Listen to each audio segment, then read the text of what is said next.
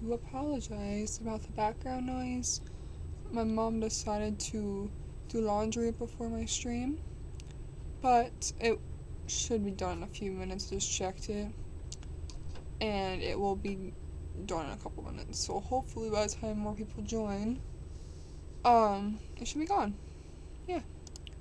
Well, today we're reading a different book, and I first realized I also had chat on my screen.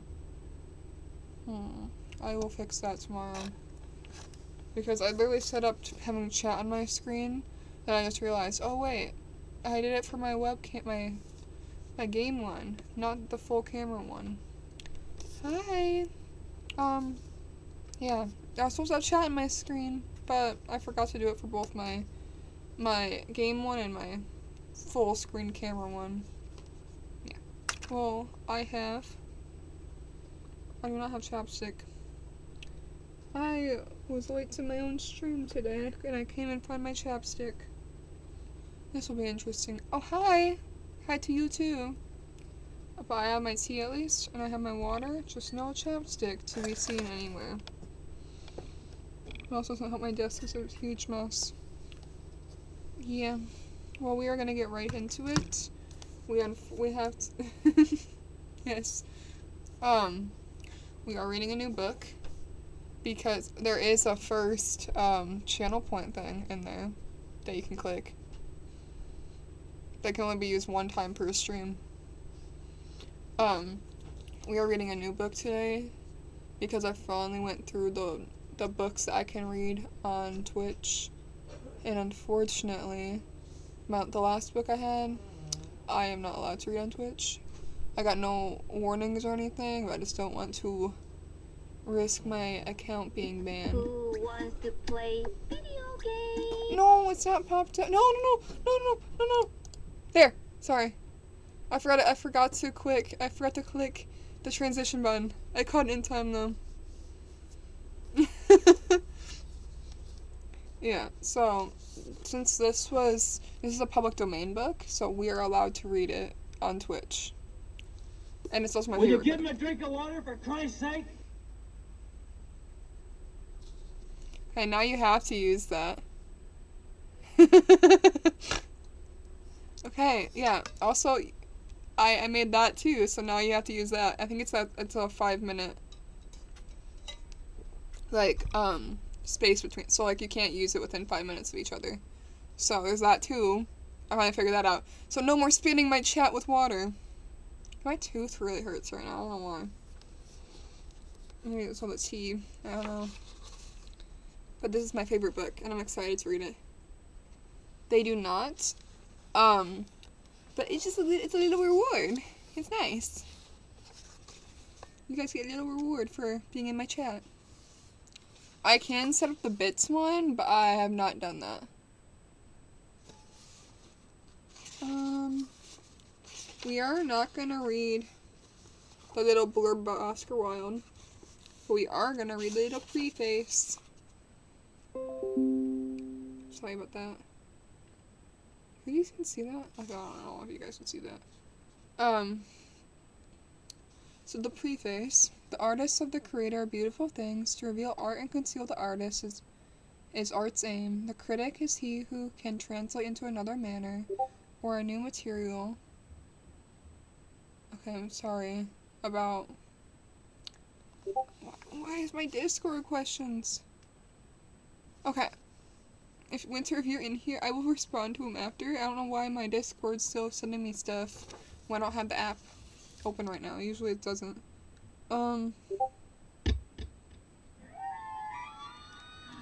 Wendy, is that? No, it's not you, is it? Oh, it is you. Yeah, Wendy and Winter.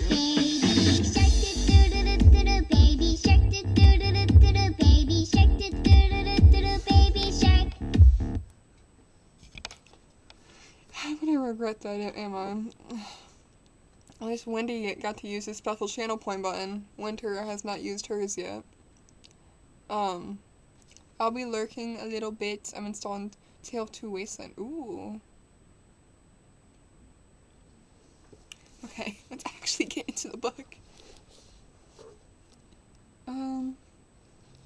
The highest as the lowest form of criticism is a mode of autobiography. Those who find ugly meanings in beautiful things are corrupt without being charming. This is a fault. Those who find beautiful meanings in beautiful things are the cultivated. There is hope. They are the elect of whom beautiful things mean only beauty. There is no such thing as a mortal or an immoral book. Books are well written or badly written. That is all. Hello, how are you? I am under the water. Please help me. Here too much raining. Windy. You're using Winter's special channel point button. The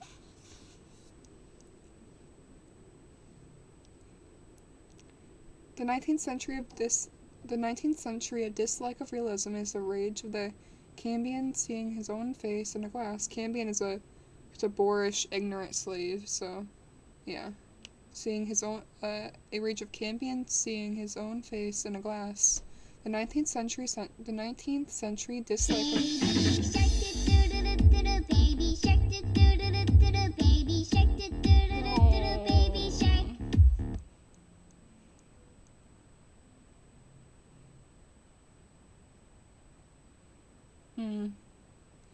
I'm gonna regret this, am I?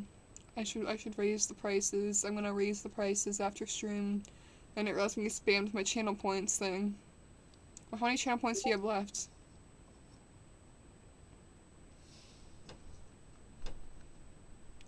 Should I just mute my monitor? So you can't... Well, then you can't hear the things, never mind. Because I do not know how to turn off my Twitch notifications, my Discord notifications right now. And you guys just keep hearing those. I'm sorry. 19th century dislike of romanticism is the rage of Cambion not seeing his own face in a glass. The moral life of man forms part of the subject matter of an artist. But the morality of an art consists in a perfect use of an imperfect medium. No artist desires to prove anything. Even things that are true can be proved. No artist has ethical sympathies. An ethical sympathy is an artist to an unparadox mannerism of style. No artist is... Okay, I'm gonna put Do Not Disturb on Discord. I don't know why I never realized I forgot I could do that. 1 second, please. Please go on my other monitor. I did, okay. I'm putting on Do Not Disturb right now.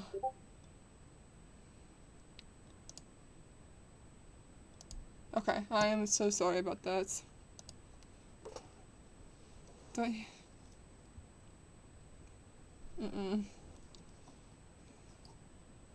Well, you also have to interact with the entire stream too.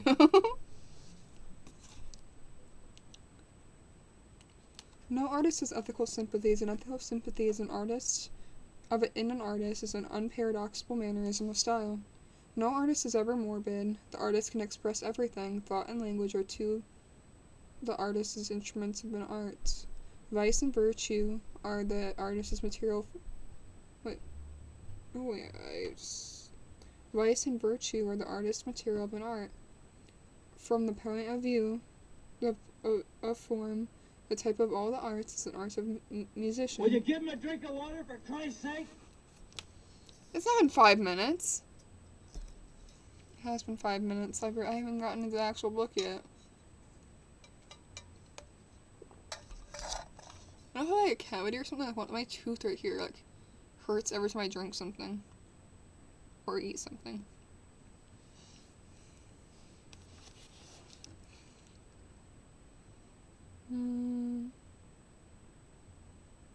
You could have saved up your channel points and used the 1000 channel points one, but you decided to use Baby Shark instead.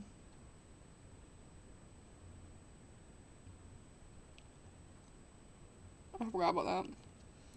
No, Winter said 100 though, so. Fit check. Okay. Okay. I just stepped on something.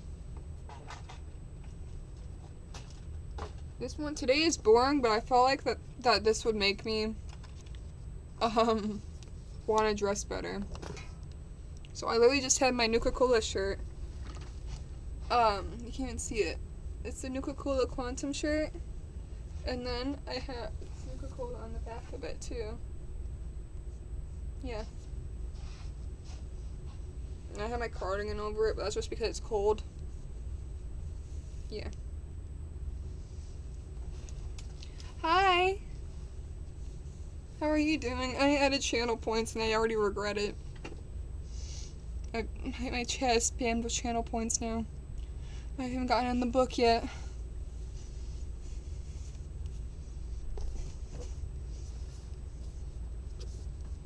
Okay. Let's just continue the preface.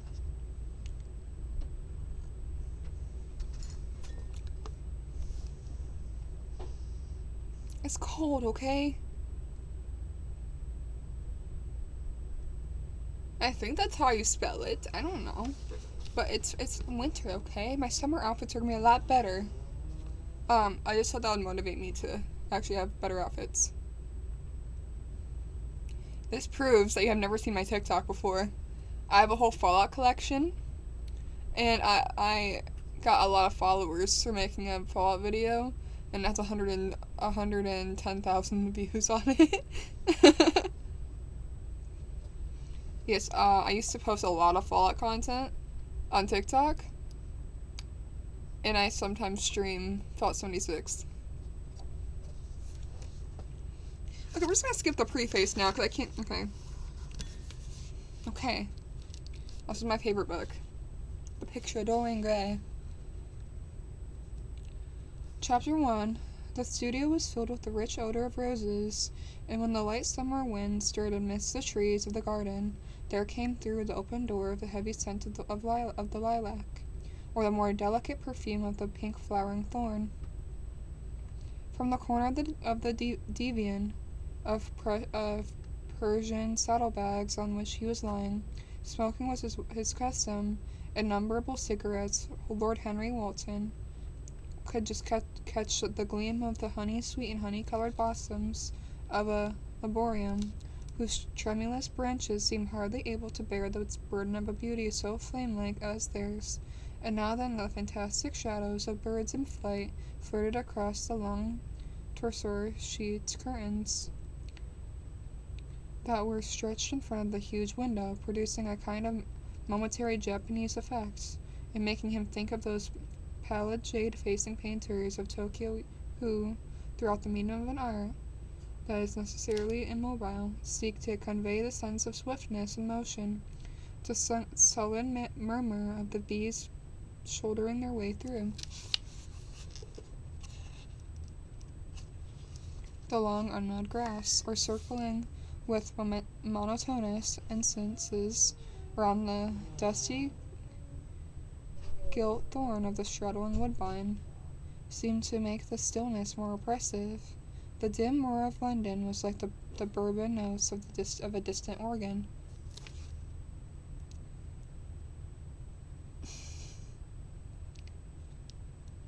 Why are you asking about a different Discord while watching my stream, Curly? That's what my face was about. I know, okay. I haven't actually watched that. I did watch, a Friendly Rivalry, I believe, which is like the female, like the woman loving woman version of that. It's like, I think it's all like school stuff instead of like hockey. If you liked Heated Rivalries, you might like that one. It's on Netflix, I believe. No, where's my page? This is my fancy version, too. I had Curly and Winter pick from... Now that you're reading copyright. I can post these on YouTube. Yes, I can. Because these ones are free use. They're, forgot the word for them. But, like, anyone can make content with these without getting copyright strikes. Public domain. That's what I was thinking. Public domain. I technically could, but also, it would probably be easier if you didn't interrupt my stream all the time with all the, spamming the bits one bit at a time. But yes, I can technically post this if you're interested. I can make a whole like a playlist of each different books we read. I heard that. Yes, you did. Not the bits. I'm talking about the bits. Not when you sent one individual bit over like 5 minutes. So for my entire screen for 5 minutes was just John Cena's face. Ice hockey's getting hype over. Okay, I live in a cold state, so hockey's always been very popular. So I didn't realize that.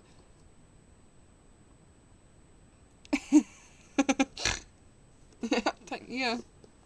I have a lot of ideas for the books. I also have an idea about reading.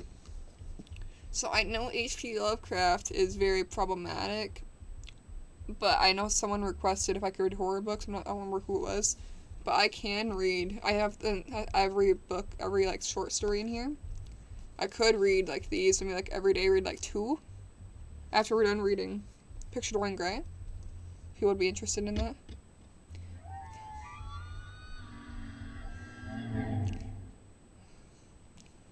Wendy, how often are we gonna be playing that? Wendy and Winter somehow got me to give them their own special channel points. Okay, so I have 3 copies, is what I was trying to get to. I have the uncensored edition, Picture Dorian Gray. I have the one we're reading right now, which I haven't read this edition yet, which is why we're reading it. I don't think he has enough channel points. Then this is my favorite edition. Like I love it's the cloth bound Penguins edition. I really like this one because Peacock's over it and it really depicts the kind of the premise of the book if you read it.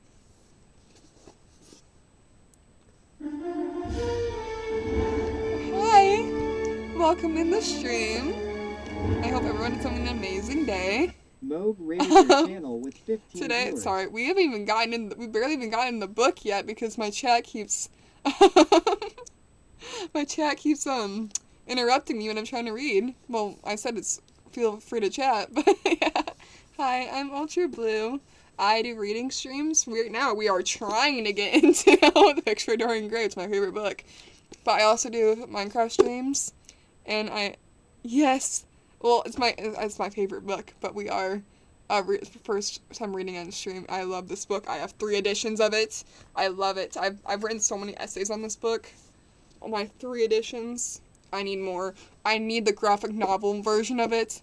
I have the 1984 graphic novel. I couldn't think of the word for a second. I have that version, the 1984 graphic novel. I really want the Picture Dorian Gray graphic novel.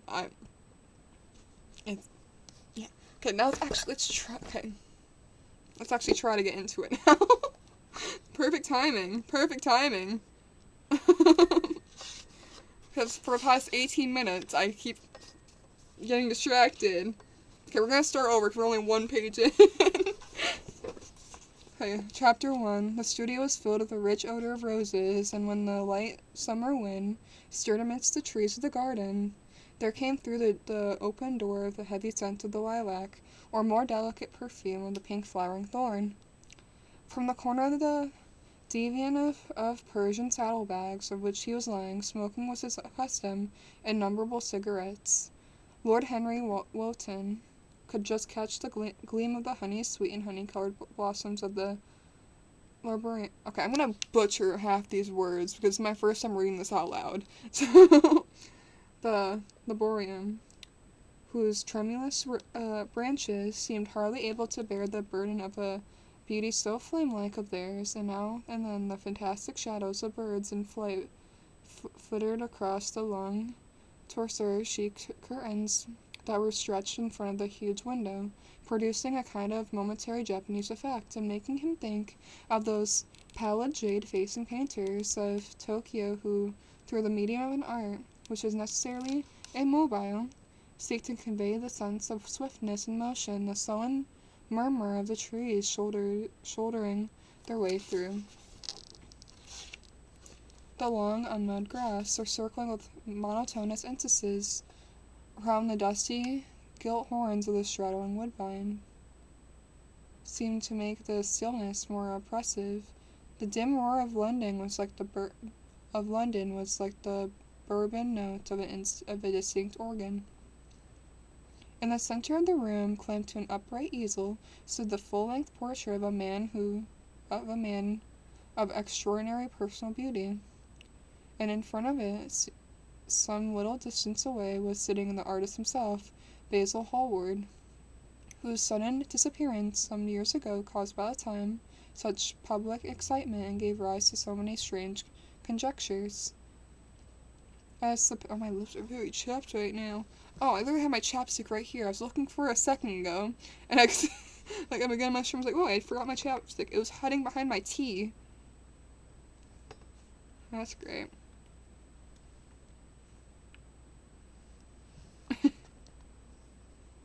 Okay. Alright, I love this book. It's so nice. I love the language in it too. Oh no, where did we leave off? Where did we leave off? As the painter looked at the gracious and comely form he had so skillfully... I know it is. It's... when I was in AP language, I wrote an essay on this book about, like, the, I'm trying to remember, it was, like, a couple of years ago. I was comparing it to the experience of a teenage girl. I wish I had the essay still. I would gladly read it on my stream. That essay was my favorite essay I've ever written. Actually, no. Second favorite. My other favorite essay written was an AP,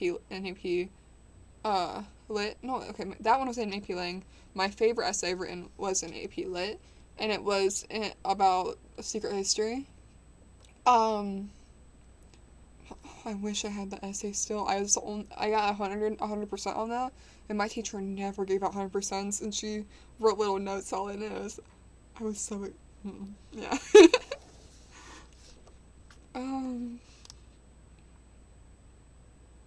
This is why I said, feel free to chat, because I love talking, but also I want to read my books, and so it's like, it's a good compromise, because I don't, it's not that I don't like when people don't chat, it's just like, I don't know, it feels like a little book club, I don't know. Yes. Nick Nuclear also streams. He streams mainly Fallout 76 and Fallout 4, though. If you're interested in that, you can follow him on Twitch, right there. He's a very nice person. I stream with him sometimes when I stream Fallout.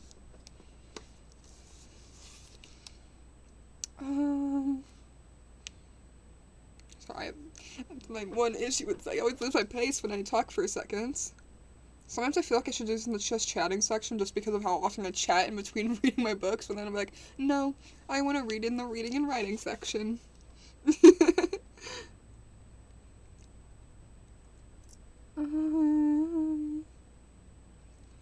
As the painter looked at the gracious and comely form he had so skillfully mirrored at his art, a smile of pleasure passed across his face, and seemed but to... Cheer 5.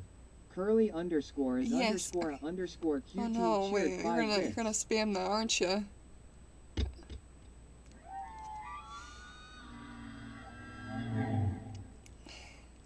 Okay, if you can't tell, it's my first stream with channel points on, so they're kind of going crazy because they accumulated so many channel points.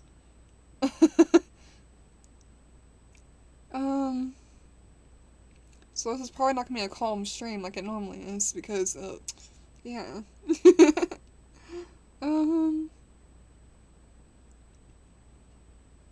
A smile of pleasure passed across his face and seemed about to linger there, but he suddenly started up and closed his eyes, placing his fingers upon them. Cheer 1, cheer 1, cheer 1, cheer 1, cheer 1.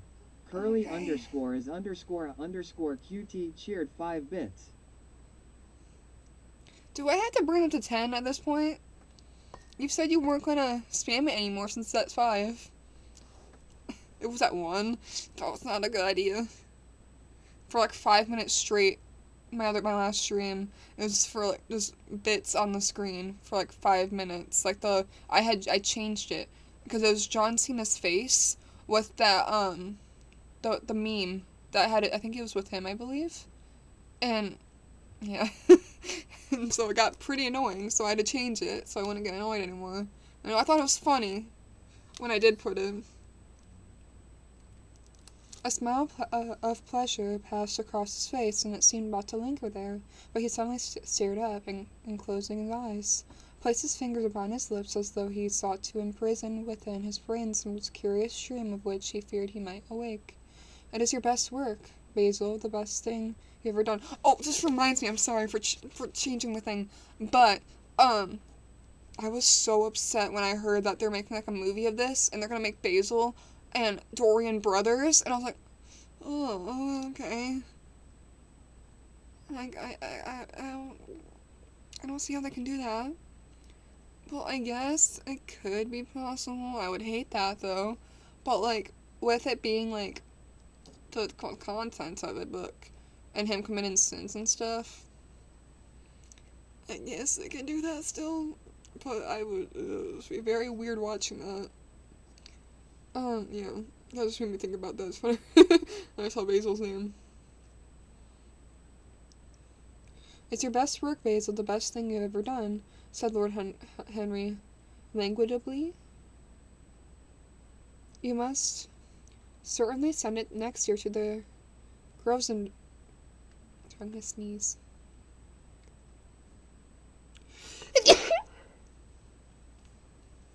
Okay. The Grovens...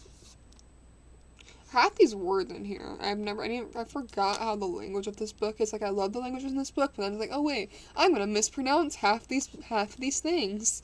The Groves vendor. The academy is too large and too vulgar. Whenever I have gone there... Lizard. Cheer 5 bless you. Curly underscores underscore underscore QT cheered 5 bits. Whenever I have gone there, there have been either so many people that I have not been able to see the pictures, which was dreadful, or so many pictures that I have not been able to see the people, which was worse. The Grosvenor is really the only place. I don't think I shall send it anywhere, he answered, tossing his head back at the odd way that used to make his friends laugh at him. At Oxford. No, I won't send it anywhere. Lord Henry elevated his eyebrows and looked at him in amazement, though his thin blue wreaths of smoke had curled up in such fanciful whorls from his heavy opium-tainted cigarettes. Not sending it anywhere? My dear fellow, why? Have you had any reason? What old chaps you painters are. You'll do anything in the world to gain a reputation. As soon as you have one, you do seem want to throw it away.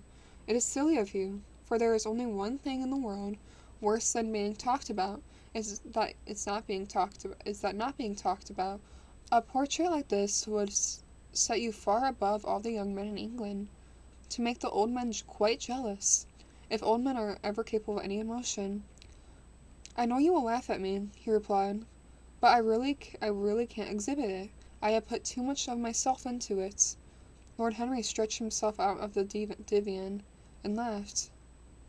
Yes, I know you would, but it's quite true all the same. Too much of yourself in it? Upon my word, Basil, I don't know you were so vain.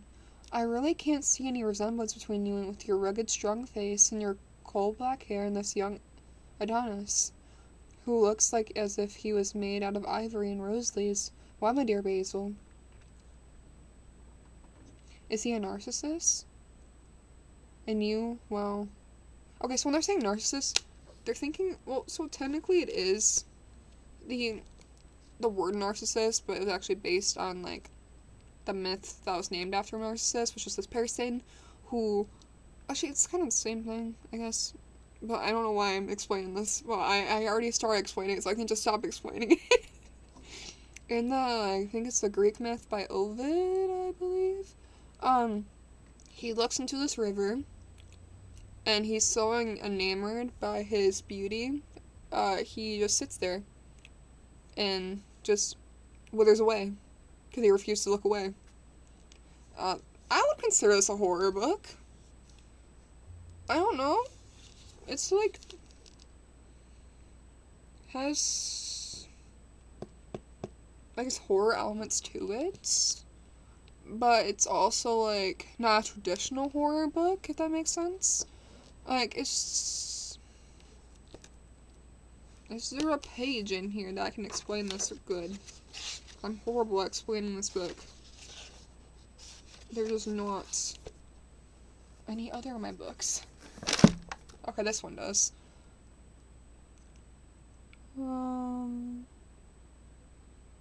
No, it doesn't. Just says stuff about it. Okay. I'm not sure. We know the most tense moments. No. I will not be doing that. Hi, Tex-Mex. How are you? Was it you that asked for horror books? I don't remember.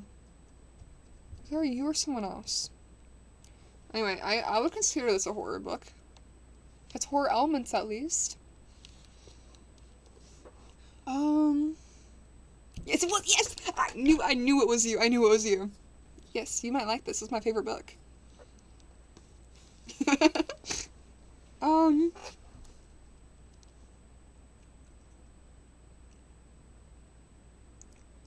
Is he a narcissist and you? Well, of course you have an intellectual expression and all that. But beauty, real beauty, ends with where an intellectual expression begins. Intelligent is in itself a mode of exaggeration, destroys the harmony of any face.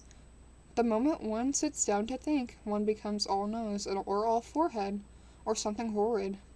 Look at the successful men in any of the learned professions. How perfectly hideous they are, except of course in the church. But then in the church, they don't think. The bishop keeps on saying in the age of 80 what he was told to say when he was a boy of 18, and as a natural consequence, he always looks absolutely delightful. Your mysterious young face, whose names you have never told me, but whose picture really fascinates me, never thinks. I feel quite sure of that. He is some brainless, beautiful creature who should always be here in winter, when you have no flowers to look at, and always here in summer, when you always want something to chill our intelligence. Don't flatter yourself, Basil. You are not the least like him. You don't understand me, Harry, answered the artist. Of course I am not like him. I know that perfectly well indeed. I should be sorry to look at him. You shrug your shoulders. I'm telling you the truth. There is a fatality in all the physical and intellectual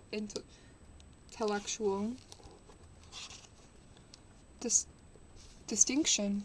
The sort of fatality that seems to dog through history the faltering steps of kings. It is better not to be different from one's fellows. The ugly and the stupid have the best in the world. They can sit in their ease and gape at the play, if you know nothing of victory.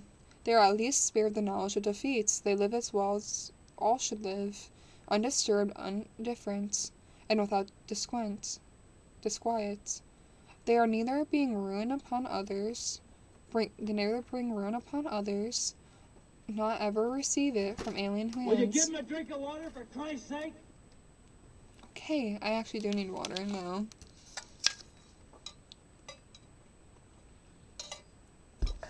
At least you guys are getting bored of the channel points finally. My first 10 minutes of my stream, just constant channel points.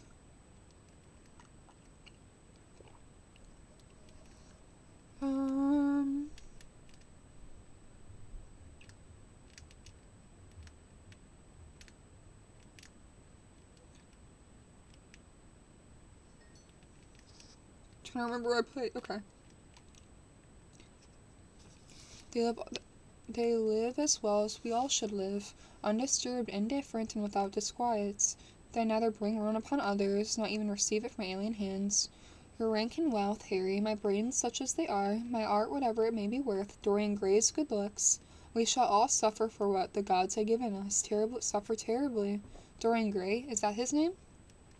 Asked Lord Henry, walking across the studio towards Basil Hallward.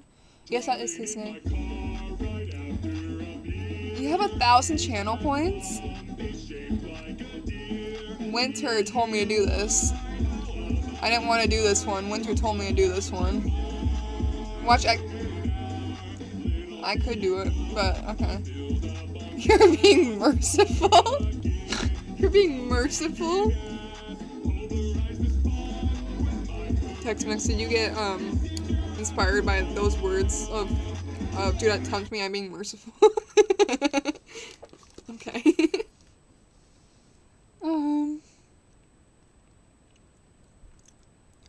Dorian Gray, is that his name? Asked Lord Henry, walking across the studio towards Basil Hallward. Yes, that is his name. I didn't intend to tell it to you. But why not? Oh, I can't explain. But when I like people immensely, I never tell their names to anyone. It's like surrendering part of them. Okay, I just realized this.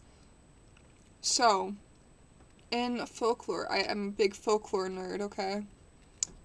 There is a thing with the fae creatures. You're not supposed to tell them their name. And knowing what we know about if you read this book, that's very funny. Not funny, I don't know what the right word is for that.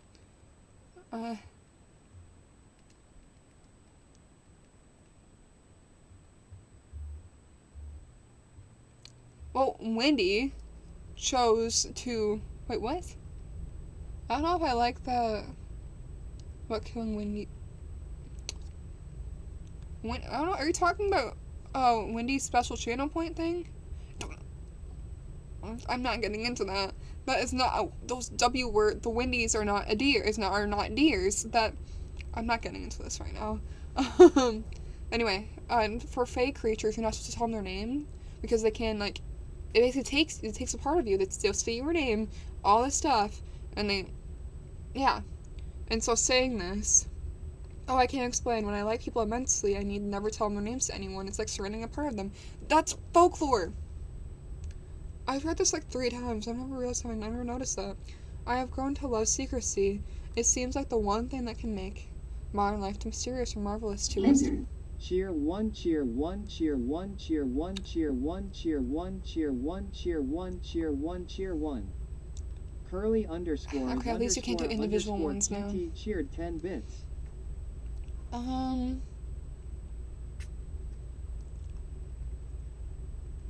It seems like the one thing that can make modern life mysterious or marvelous to us.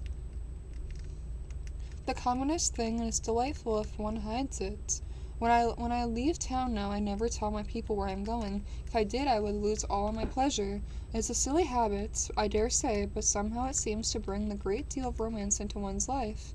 I suppose you think me awfully foolish about it.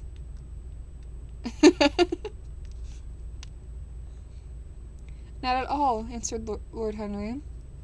Not at all, my dear Basil. You seem to forget that I am married, and I have one charm of marriage is that I make life a deception, absolutely necessary for both parties. I never know where my wife is, and my wife never knows what I am doing. When we meet, we do meet occasionally. That sounds horrible. Hi, Kaizen! Thank you for the $100 again. I will, every time I see one, I'm going to thank you for the donation. But yeah, thank you.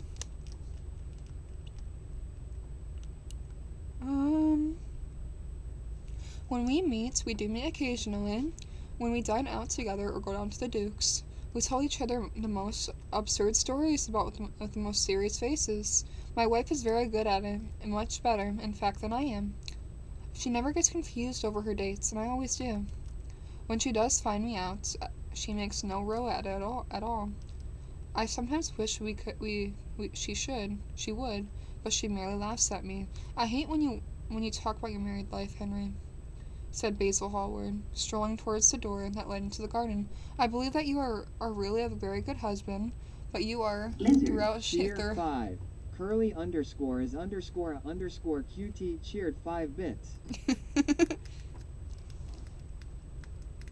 That is going to go towards his formula. That's like the main expense for him right now is formula. So that is going to go straight to formula. I can get like 3 cans with that. That's going to last him like 2 months.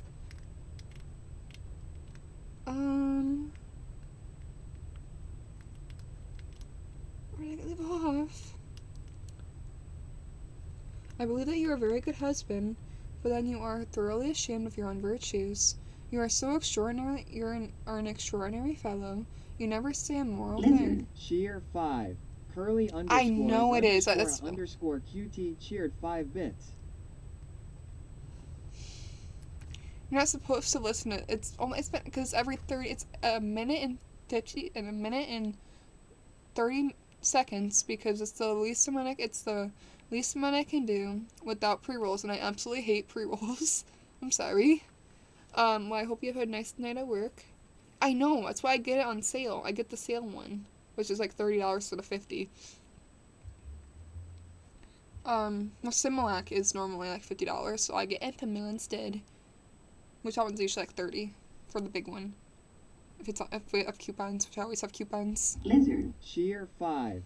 Curly underscore is underscore He underscore was QT cheer okay. 5 bits. Bye.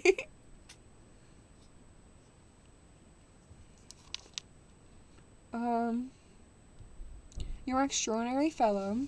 You never say a moral thing. Lizard. You never. Cheer 5. Curly underscore is underscore QT cheered 5 bits. Your cynicism is simply a pose. Being natural is simply a pose, and the most irritating pose I know. Cried Lord Henry. Laughing, and the two young men went out to the garden together and ensconced themselves in a long bamboo seat that stood in the shade of the tall laurel bush.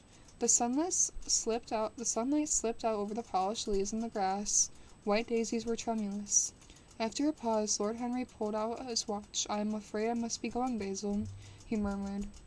"Before I go, I must insist you answer a question I put you some time ago." "What is that?" said the painter, keeping his eyes fixed on the ground. Sorry, my rat is drinking her water right now. I apologize. You might be able to hear her. I think you can. Yeah, you can. Sorry about that. Wait, what?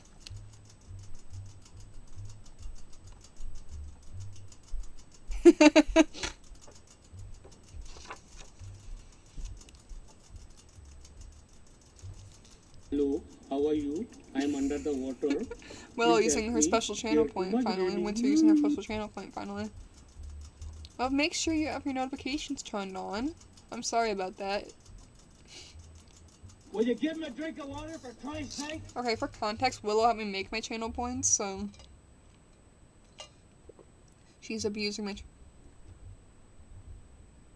Driving in my car right after a beer. Hey, that bomb's a I'm moving this. I don't know why it's so big. I'm moving this.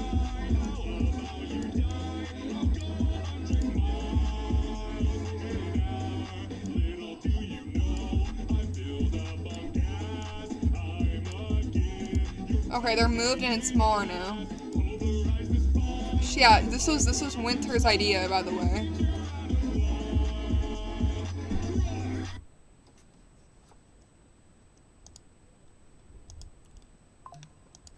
Ooh. You're hearing this through my mic, actually. I'm sorry about that. Okay, I made it smaller now, so it's not coming in my face, and I put it in the corner instead. I thought I did that earlier, but I guess I didn't.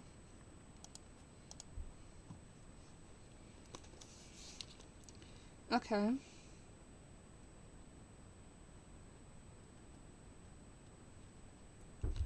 You never say a moral thing, and you never do a wrong thing. Your cynicism is simply a pose. Being unnatural is simply a pose, and the most irritating pose I know, cried Lord Henry. Laughing, and the cried Lord Henry, laughing. And the two young men went out to the garden together and ensconced themselves on a long bamboo seat that stood in the shade of the tall laurel bush. The sunlight slipped over their polished leaves, and in the long grass white daisies were tremulous. After a pause, Lord Henry pulled out his watch. "I am afraid I must be going, Basil," he murmured. "And before I go, I insist on your answering a question I put to you some time ago." "What is that?" Fit check. I already did a fit check. You weren't here. But I'll do it again.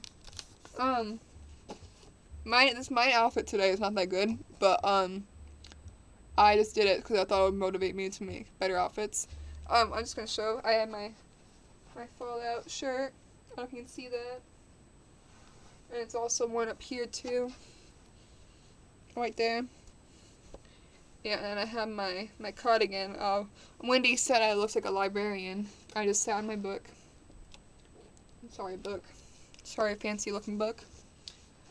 You were not here when I did my fit check earlier. Okay. I don't know if I don't want to look like a librarian. My summer outfits are gonna be a lot better, trust me. It's just because it's freezing. I guess it is perfect for my reading streams, I guess. I did not think about that. It's just, it's freezing in my room right now because it's winter. It's not as cold as it was last week, though. Last week it was like, my tea? You're not gonna do the water one again, are you? I have my water, though. There. It's the white orange spiced tea with sugar and honey because they ran out of honey. Yeah.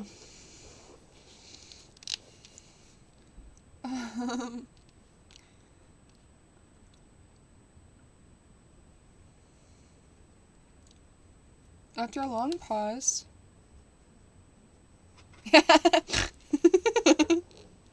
I have to find something too. I'm gonna figure out what I'm gonna post. I need to finish posting my what's it called? My stream clips. But I don't really want to just post my stream clips, so people keep unfollowing me. Also, Curly, so watch. Oh. They said they. Okay.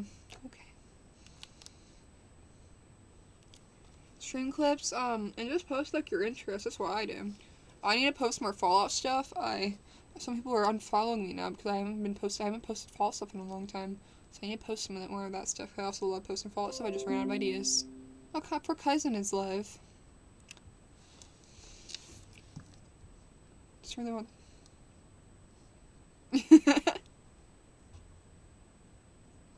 Yeah, you can steal a water one. It's not my idea. A lot of other people do water ones. Oh, wait, what? Oh yeah, you can post that, that's fine. That's fine. You're in it. I have a couple other TikToks you can steal that I not posted yet. They're my clips. All the clips that you're in, you can obviously post. I have a couple on my on there now. I'm not on TikTok yet, but they're on Twitch. You can steal them. I have to finish making them. There'll probably be more viewers by tomorrow on there. It's just that I got like 8 done today, I believe. Yes. I need to finish doing my rest of my clips though, and finish making the YouTube videos. Will you give me a drink of water for Christ's sake?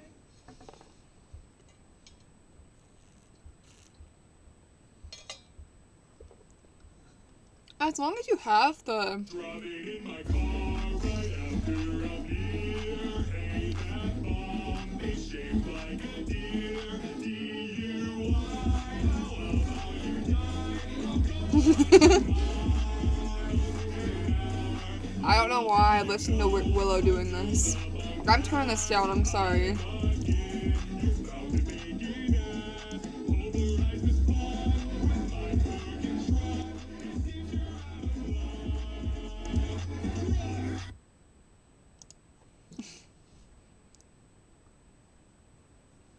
After a long pause, Lord Henry pulled out his watch. I'm afraid I must be going, Basil, he murmured. Before I go, I insist on your answering a question I put on you some time ago. What is that?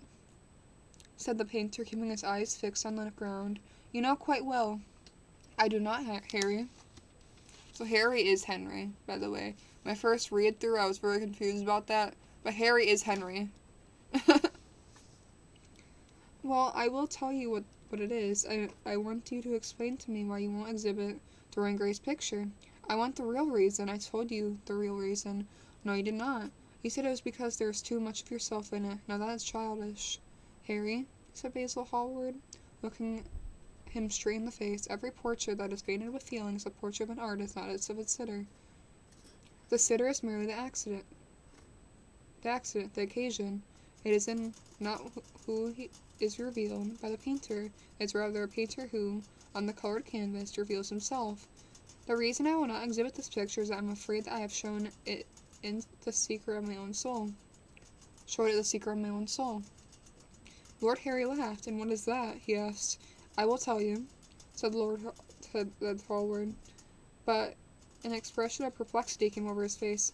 I'm an all exception, Basil continued his companion, glancing at him. Oh, there is really very little to tell, Harry, answered the painter. I'm afraid you will hardly understand it. Perhaps you will hardly believe it. Lord Harry smiled, and feeling down, and leaning down, picked a pink petaled daisy from the grass and examined it. I am quite sure I shall understand it, he replied, gazing intently at the little golden white feather disc. And as for believing things, I can believe anything, provided it's quite incredible. The wind shook some blossoms from the tree, and the heavy lilac blooms, with their cluttering stars, moved in and fro the languid air. The grasshopper began to chirrup by the wall, and like a blue thread of long, thin dragonfly. Oh, I have a dragonfly tattoo. I am gonna show it. I think you might have saw it when I did my fit check, but yes. Hi. How are you doing? Why would you off? That was the first. I don't think he didn't even say anything in chat before. He's immediately just said GG.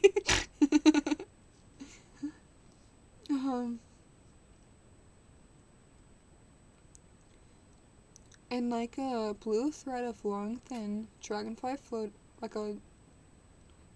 a long, thin dragonfly floated past on its brown gauze wings. Lord Henry felt as if he could hear Basil Hallward's heart beating, and wondered what was coming. The story is simple. It's simply this, said the painter after some time. 2 months ago, I went to a crush at Lady Brandon's. You know, we poor artists have to show ourselves in society from time to time, just to remind the public we are not savages.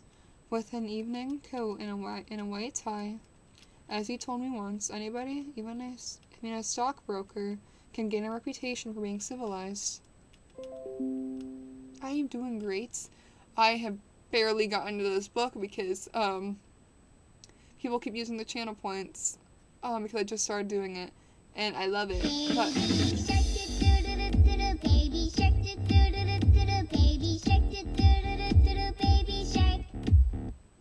yeah, so I keep them distracted.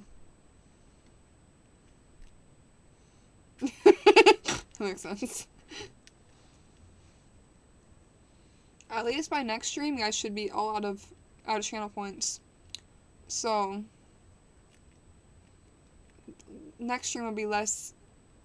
It's the water one. Driving in my car right after a beer. Hey, that bomb is shaped like a deer. Thank you, Elite Gamers, for following me.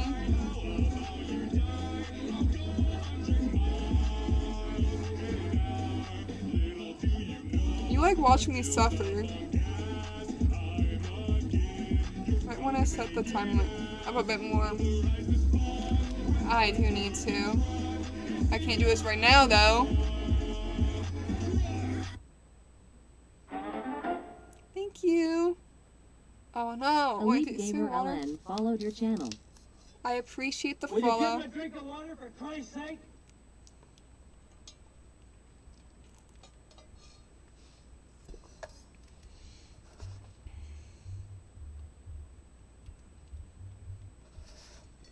Okay. It's okay. It's just I want to get into my book. It's just, I told you. I am drinking. I am drinking white orange spiced tea with my water. I have my tea.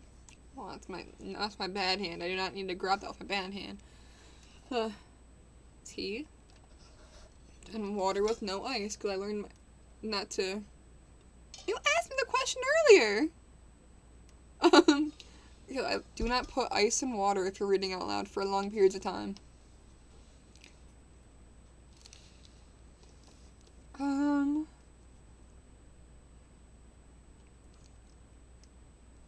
Lord Henry felt as if he could hear Basil Hallward's heart beating and wondered what was coming. The story is simply this, said the painter after some time. 2 months ago I went to a crush at Lady Brandon's. You know, we poor artists have to show ourselves in society from time to time. Just to remind the public that we are not savages.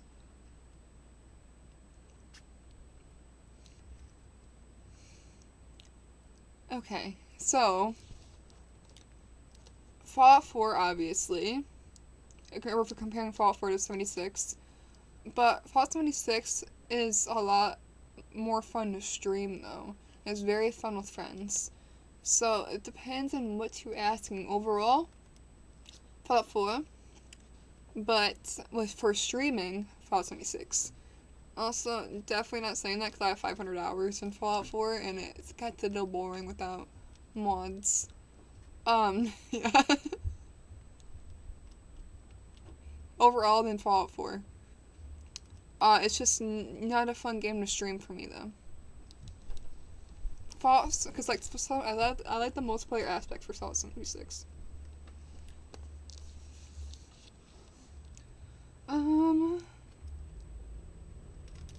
It's already been almost an hour. We're not even 1 chapter in.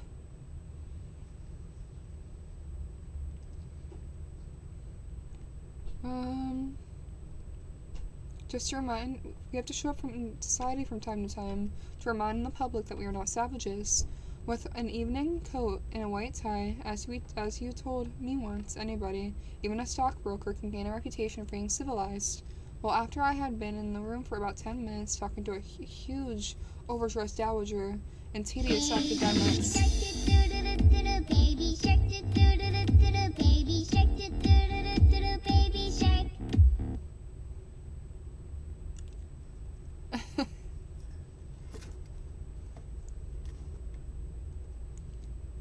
It's okay, it's just I am trying to read. You're the one who. Wait, was that? Okay, I thought it was you for a second. How would they make you? They can't make you. How's that? How do you make you do that?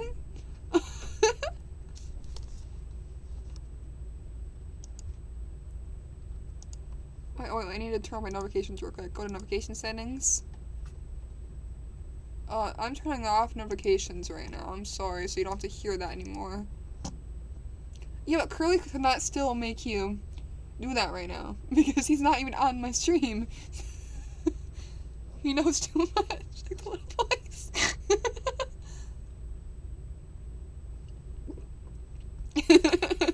Got into Rio's head. Sometimes I think I should just do a just chatting stream every so often because, to get all your questions and all your, random conversations out. Yes, I should. Should we have, like, 1 day a week where we do that? I don't really know what we can talk about, though. Okay. I'll look forward to that in the future. Okay? Think of things to ask me. Or things to talk about. And I will also think about things to talk about. It'll be my stream. But not this week. Maybe next week. Maybe next week we'll do that. Maybe next week we'll do that. I've always been thinking of starting a just chatting at some point. I feel like some people will get bored of it, but I feel like also I'm starting winter subscription because I'm tired of ads. I'm still in winter. You could get a subscription yourself. You can. That's exactly what he's doing.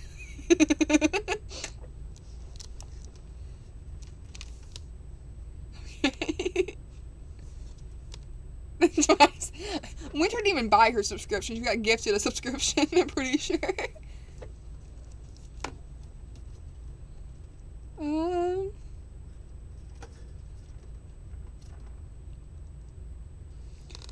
After I'd been in the room for about 10 minutes, talking to huge overdressed dowagers and tedious wouldn't it be academics and not academicians?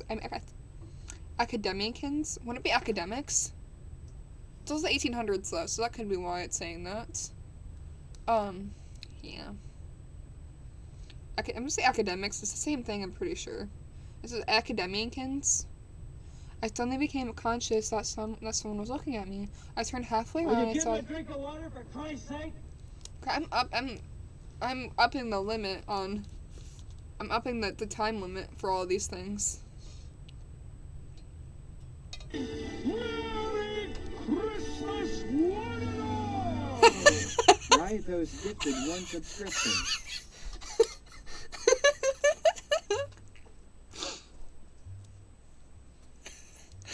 Could you purposely gift someone a specific person a subscription, or is that random?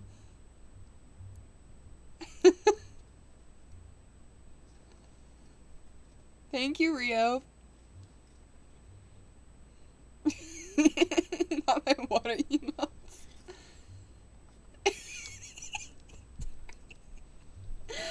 The little emoji got me. I'm sorry. It's so funny. I turned halfway around and saw Dorian Gray for the first time. When our eyes met, I felt that I was growing pale. A curious sensation of terror came over me. I knew that I had come face to face with someone whose mere personality was fascinating, that, if I was allowed to do so, I would absorb my whole nature, my whole soul, my very art itself. I did not want an external influence on my life. You know yourself, Harry, how independent I am by nature, and I have always been my own master. I had at least always been so, until I met Dorian Gray. Then, but I don't. Is he awake?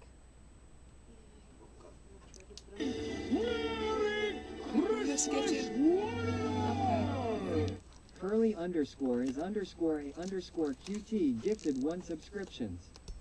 Ooh, that was nice of you.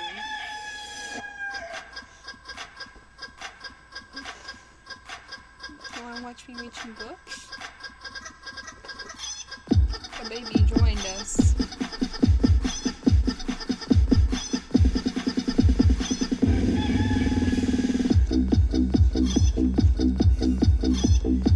Why is that so long? Why is that Rythos so started a long? new hype train. Lizard. Cheer 1, cheer 1, cheer 1, cheer 1, cheer 1, cheer 1, cheer 1, cheer 1, cheer 1, cheer 1, cheer 1, cheer 1, cheer 1, cheer 1, cheer 1, cheer 1, cheer 1, cheer 1, cheer 1, cheer 1. Where would he Curly off? underscore is underscore underscore QT cheered 20 bits. Thank you. Lizard. Cheer 1, cheer 1, cheer 1, cheer 1, Oh, cheer you're 1, okay. cheer 1, cheer 1, cheer 1, cheer 1, cheer 1, cheer okay. 1, cheer 1, cheer 1, cheer 1, cheer 1. Curly underscore is underscore babes. underscore You're okay, QT babes. cheered 15 bits. Yes, it is my baby. Lizard. Cheer 1, cheer 1, cheer 1, cheer 1, cheer 1, cheer 1, cheer 1, cheer 1, cheer 1, Okay, cheer 1, I'm gonna put my cheer be right 1, back cheer screen 1, right back. cheer 1, cheer 1. Or at least. Curly underscore or at is least mute me. underscore underscore QT cheered 14 bits. You're okay. Oh my god. I will be right back. You're okay.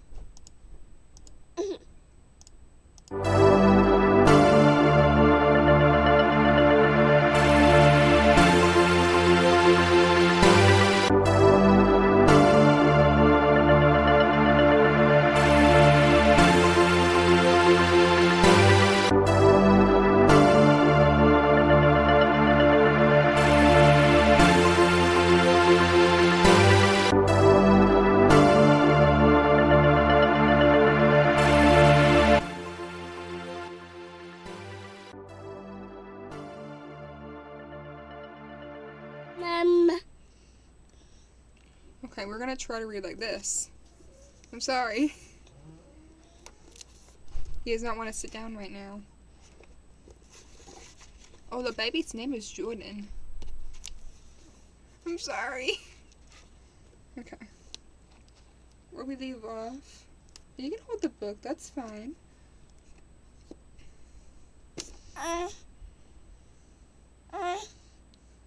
You're Wait, did you move my book?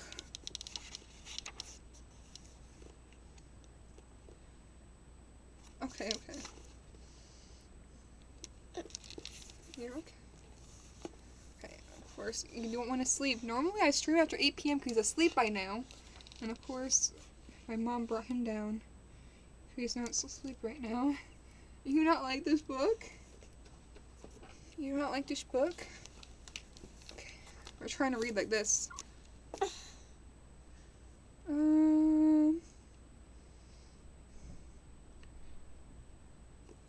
When our eyes met, I felt that I was growing pale. A curious sensation of terror came over me. I knew that I had come face to face with someone who I feel like my mic is okay. Someone whose mere personality was so fascinating that if I allow it to do so, it would absorb my whole nature, my whole soul, and my very art itself. I did not want any external influence in my life. You know yourself, Harry, how independent I am by nature. I've always been my own master, had at least always been so, till I met Dorian Gray. Then, but I don't.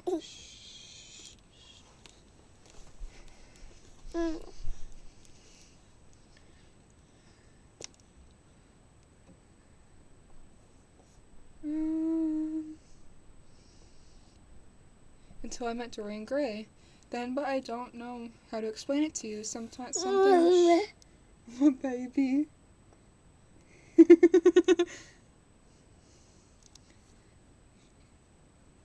Sorry, he's usually asleep by now. I'm gonna be right back again. I fixed the audio though. I'm sorry.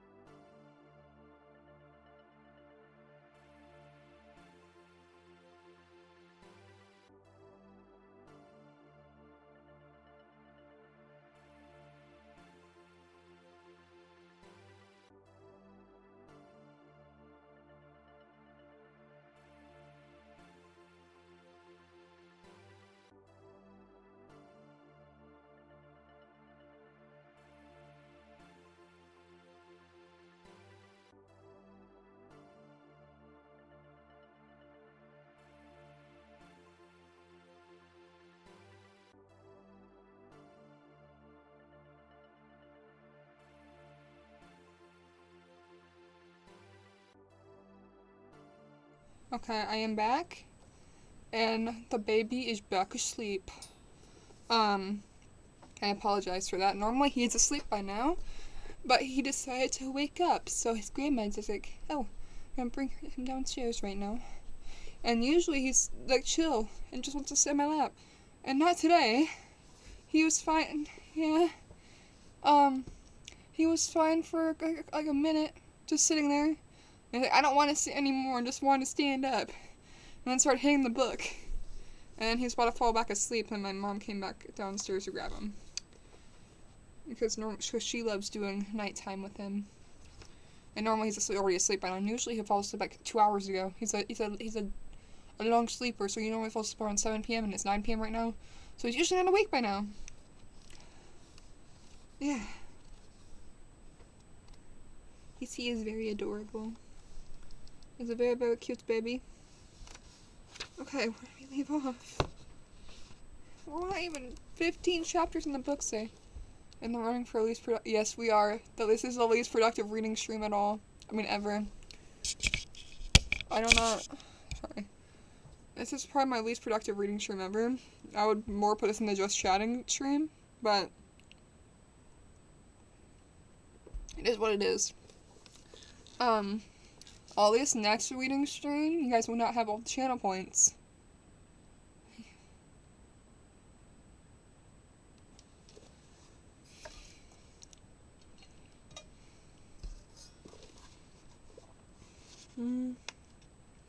A curious sensation of terror came over me. I knew I'd come face to... Okay, did I already read this? I already read this. I have a strange feeling that fate had in store for me exquisite joys and exquisite sorrows. I grew afraid and turned to quit the room. I was not conscious that made me do so. It was not conscience that made me do so. It was a sort of cowardice. I take no credit for myself to trying to escape.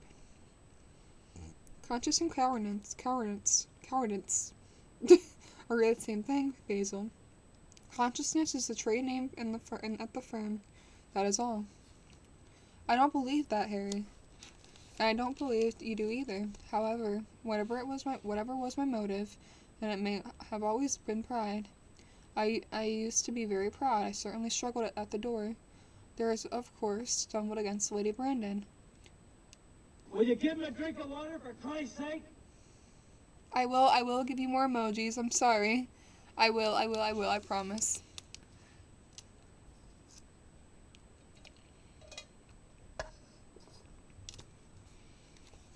I'm not sure what emojis would you guys like. I stumbled against Lady Brandon. You are not going to run away so soon, Mr. Hallward. She screamed out. You know her curiously shrill voice? Yes, she's a peacock and everything but beauty, said Lord Henry, pulling a daisy to bits with his long, nervous fingers. I could not get rid of her. She brought me up to the royalties, and people with stars and garters, and elderly ladies with gigantic tiaras and parrot noses. She spoke of me as her dearest friend. I have only met her once before, but she took it into her head to lionize me. I believe some picture of mine had made... Wait, did I miss a hype train when the baby was down here? Wait, let me look at this real quick. I just realized that. Did I miss that?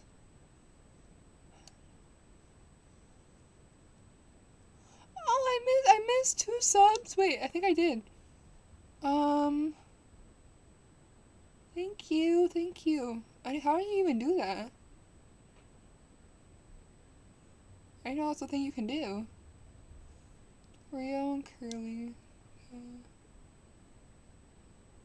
Wait, how do you gift a sub to each other?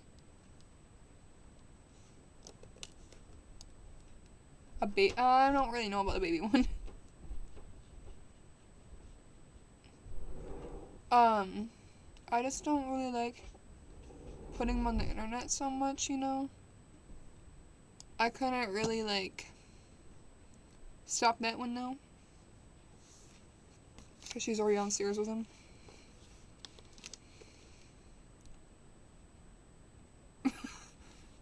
Maybe I'll do one with my rat at least.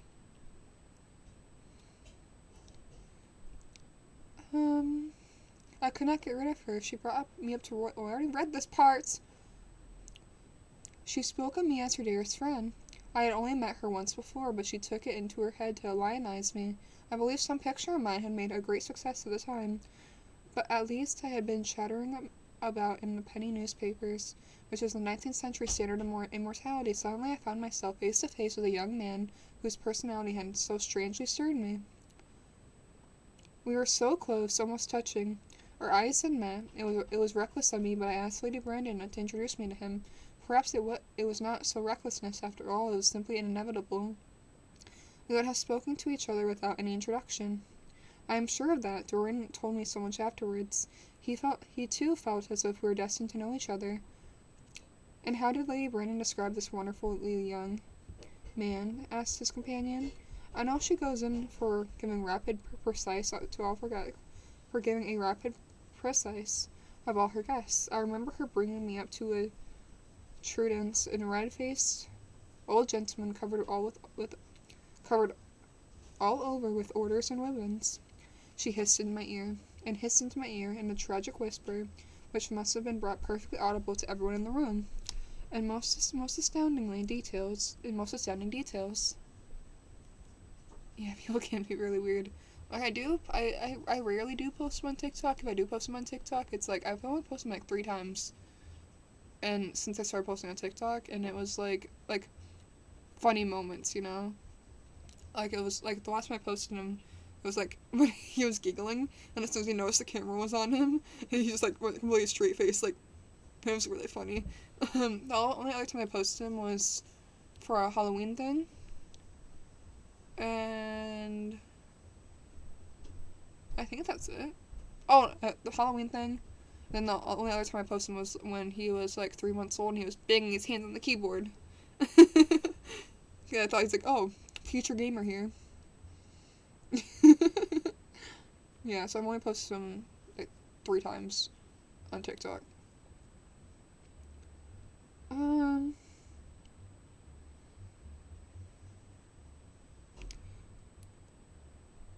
It most astounding detail. I simply fed, and I like to find out people for myself, but Lady Brandon treats her guests exactly as an auctioneer treats her goods, and either explains them entirely away, or tells one everything about them except that what one wants to know. Poor Lady Brandon. You are hard on her, Harry, said Hallward listlessly. My dear fellow, she tried to found a salon, and only succeeded in opening a restaurant. How could I admire her? But tell me, what did she say about Mr. Dorian Gray? Oh, something like charming boy, dear mother, poor dear mother, and I absolutely inseparable. Quite forgot what he does. Afraid he doesn't do anything. Oh yes, plays piano? Where's the violin? Dear Mr. Gray, neither of us could help but laugh. We're becoming friends at once. Laughter is not at all a bad beginning for a friendship, and it is for the best endings for one, said the young lord. Will you give him a drink of water for Christ's sake?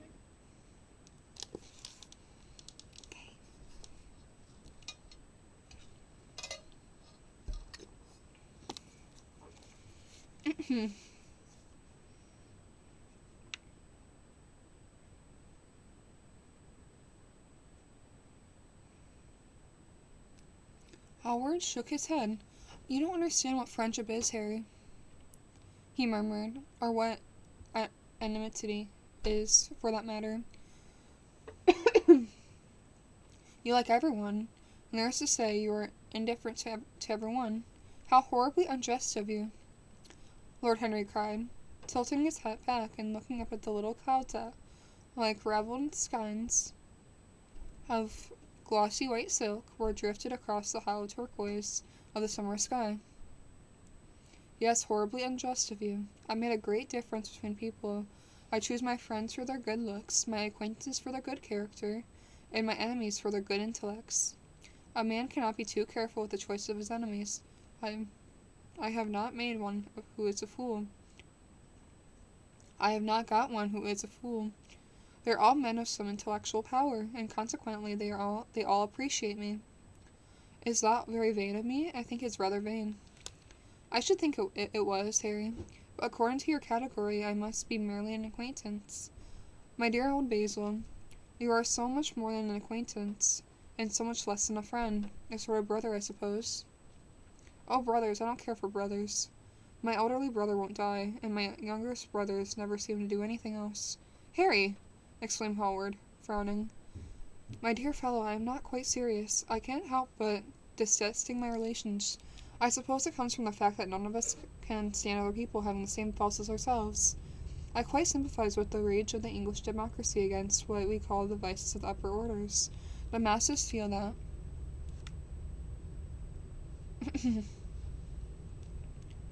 drunkenness, stupidity, and immortality should be their own special properties. And if only one of us makes an ass of himself, he is poaching at our preserves.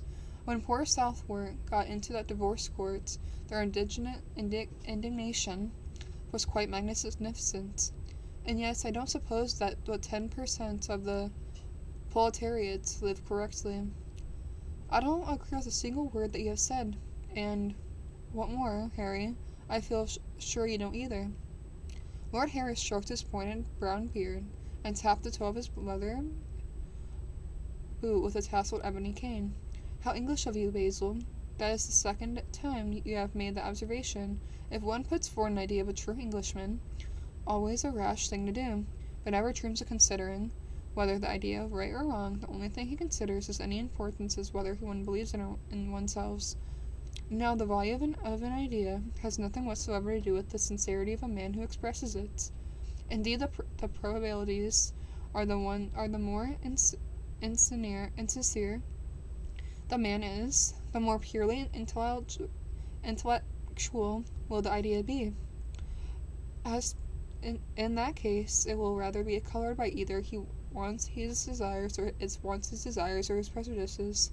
However, I don't propose to discuss their politics, sociology, or metaphysicals with you. I like persons better than principles, and I like persons with no principles better than anyone else in the world. Tell me more about Mr. Dorian Gray. How often do you see him?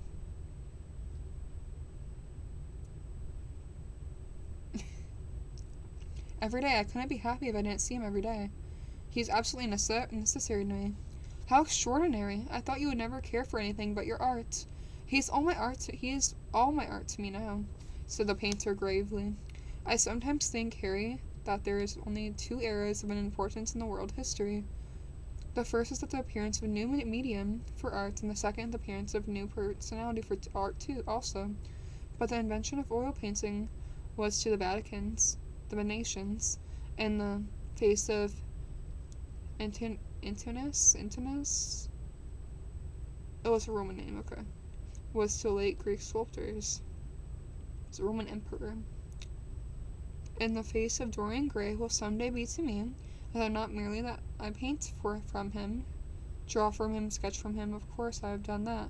But the reason why I know this is because at the bottom of the page, it says, like the little dash marks, like right there. It's at the bottom of the page. Right there. Yeah. Of course I have done that, but he is much more than a model or a sitter. I won't tell you that I am dissatisfied with what I have done with him, or that his beauty is such that art cannot express it. There is nothing that art cannot express, and I know that the works that I have done since I have met Dorian Gray is good work. It's the best work I had in my life. But in some curious way, I wonder, will you understand me? His personality suggested to me an entirely new manner in art, an entirely new mode of style. I can see things differently. I think of them differently. I can now recreate life in a way that he was hidden from me before. I dream of a form and days of thoughts. Who is it to say? Who is it who says that? I forgot. But it is what Dorian Gray has been to me. The merely visible presence of this lad, for he seems to me little more than a lad, though he is really over 20. His merely visible presence, I wonder if you can realize what all that means. Unconsciously, he defines for me the lines of a fresh school, a school that is to have, in all its passion, the romantic spirit, all the perfection of the spirit that is Greek, the harmony of soul and body. How much of that is? We in our madness have separated the two, and have invented a realism that is vulgar, and ideology that is a void. Harry, if you only knew what Dorian Gray is to me. You remember that landscape of mine, for which Agnew offered me with such a huge price, but which I would not part with? It is one of the best things I have ever done. And why is it so? Because while I was painting it, Dorian Gray sat beside me. Some subtle influence passed from him to me, and for the first time in my life, I saw that the plain woodland and the wonder had always looked for and have always missed. Basil, this is extraordinary. I must see Dorian Gray. Hallward got up from the seat and walked up and down the garden. After some time, he came back. Harry, he said, Dorian Gray is simply a motive in art. You must see nothing in him.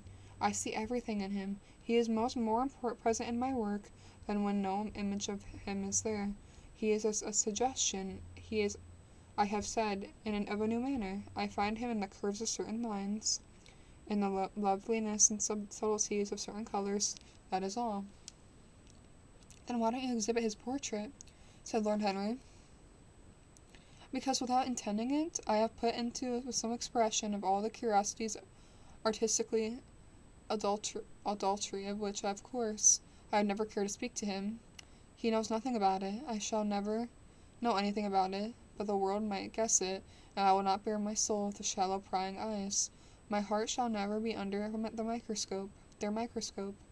There is far too much of myself in that thing, Harry, too much of myself.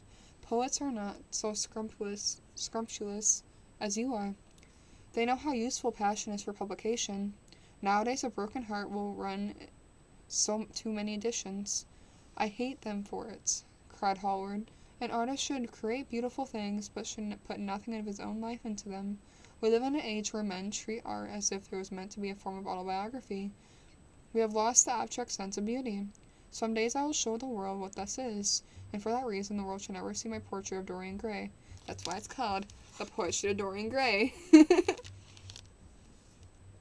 I think you are wrong, Basil, and I won't agree with you. But I won't argue with you. If it is only the intellectually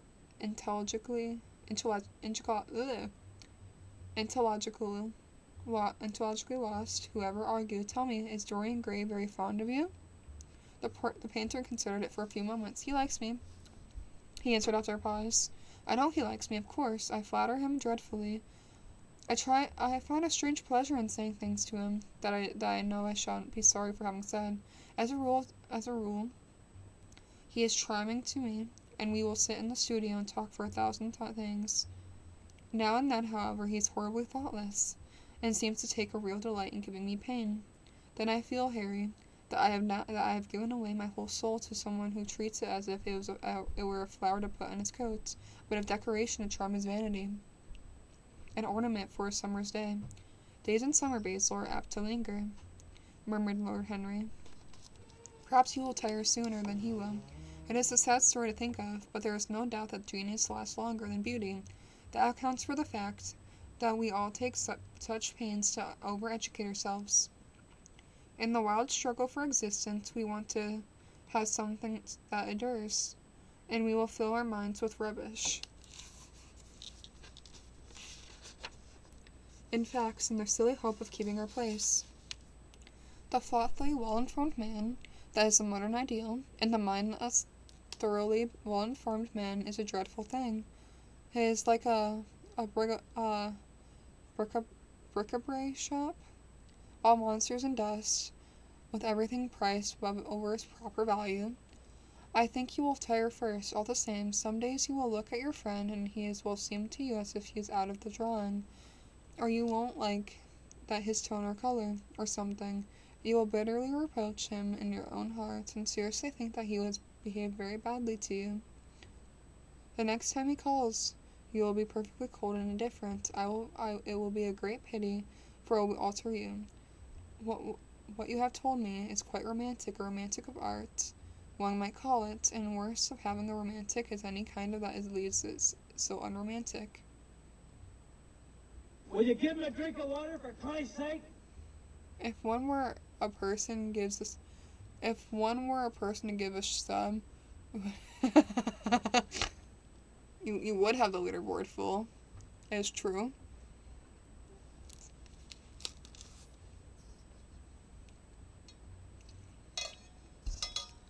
But, I don't know if you can gift it, actually. I was gonna say. I know Prime subs are free. You get a free Prime sub every month. But I don't know if you can gift those, though.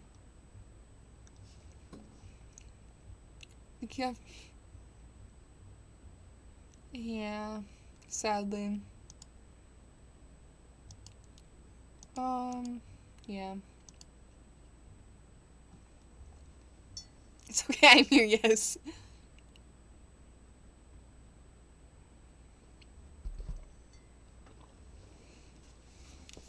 Sadly, I don't have to. Oh. No, I meant, like, I want more, girl viewers. That's what I meant. That's why I started making Sims content, if I'm being honest.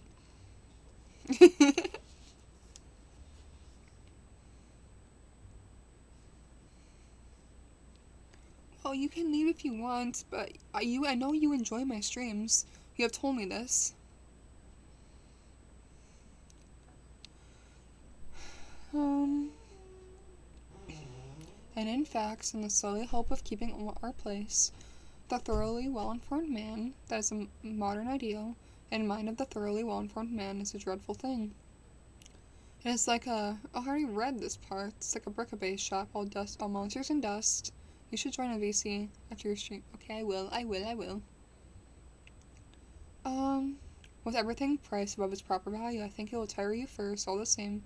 Oh no, I already read this part.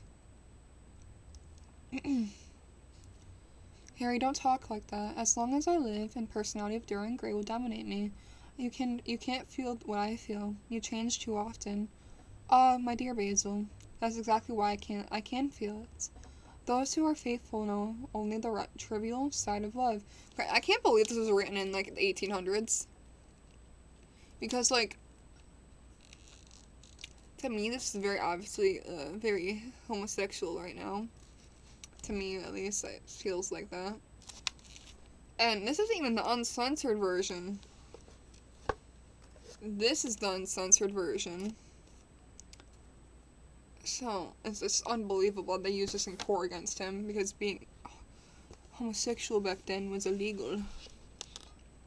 And so it's crazy that... But then, I guess in the 1800s, they just did talk kind of weird about people. So maybe that's why.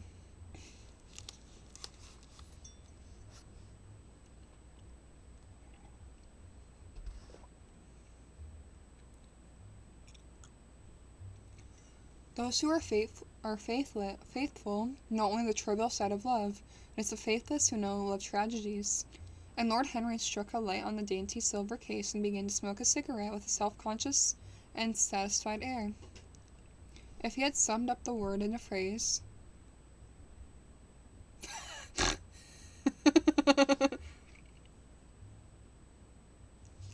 Sorry, I don't know why it was funny.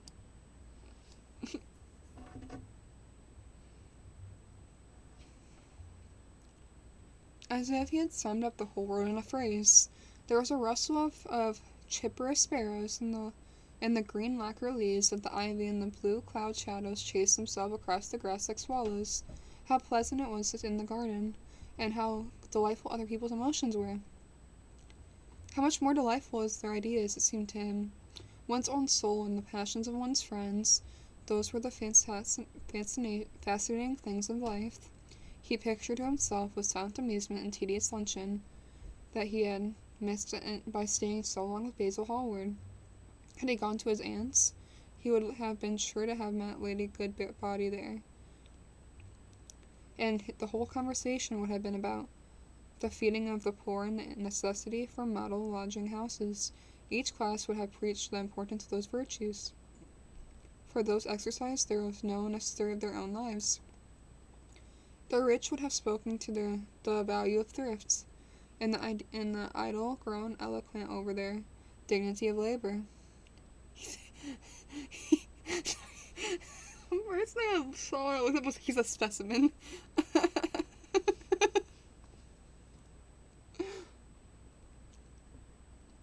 No. No. Did you set a timer? You spent a 5-minute timer?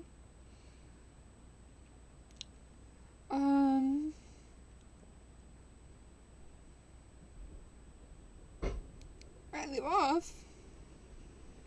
One's own soul and the passions of other friends. Those were the fascinating things in life. He pictured to himself a silent amusement. The tedious luncheon he had missed by... I already read this part. The rich would have spoken in the value of thrift and the idle growth, eloquent over the dignity of labor.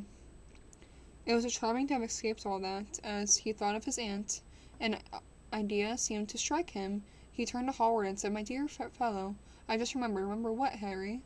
"Where I heard the name Dorian Gray." "Where was it?" said Hallward, with a slight frown. "Don't look angry, Basil. It was my aunt, Lady Agatha's. She told me she was discovered a wonderfully young man who was going to help her in the East End, His name was Dorian Gray. I am bound to state that she was never told me he was good looking. Women had no appreciation for good looks, at least good women have not. She said that he was very earnest and had a beautiful nature. I at once pictured to myself a creature with spectacles and lank hair, horribly freckled, and trampling on huge feet. I wish I had known it was your friend. I'm very glad you didn't. Harry, why? I don't want you to meet him. You want me to meet him?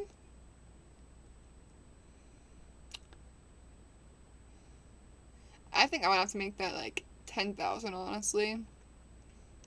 Because I drink huge things of this. So I honestly would make that like 10,000 because no one would ever do that. They would be in my chat as much as Winter is. Winter had 10,000. I feel like if they're in my chat as much as Winter is, then yeah, but I'm not doing that any less than 10,000. I'm not gonna chug a whole... Oh, you're barely even dug into the... Driving in my car right after a beer. Hey, that bomb is shaped like a deer. DUI, how about you die?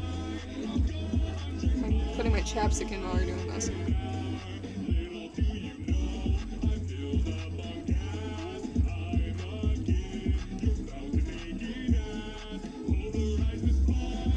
Wait.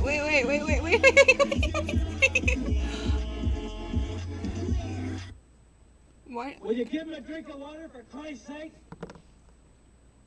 Okay. Did the GG not just play? Oh, it took a second. You used so many.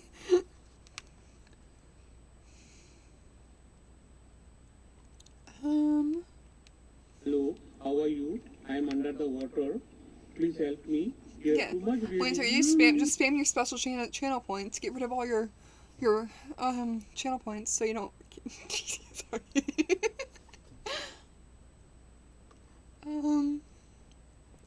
I'm very glad you didn't, Terry. Why? I don't want you to meet him. You don't want me to meet him? No. Mr. Dorian Gray is in the studio, sir. Said the butler. Just the timing of it. GG's louder and only costs 100. Because I feel like if something happens, they can say GG. That's why I put it only 100.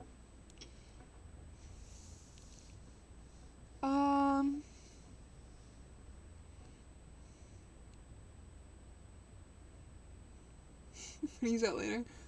Mr. Dorian Gray's in the studio, sir, said the butler, coming into the garden.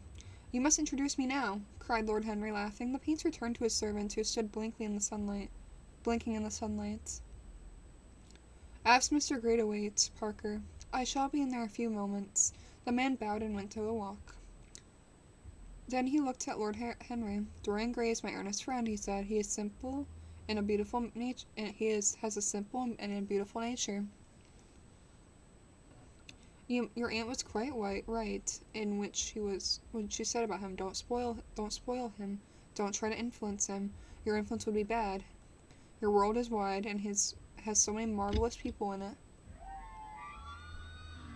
Why do you redeem Wendy's channel point, Winter? You have your own. Oh, it's from Wendy. Okay. Oh, I didn't realize that my webcam is covering my viewers, so I can't even see that. But I appreciate you telling me that. And tell him to chat in my chat more and just yell at me to drink water.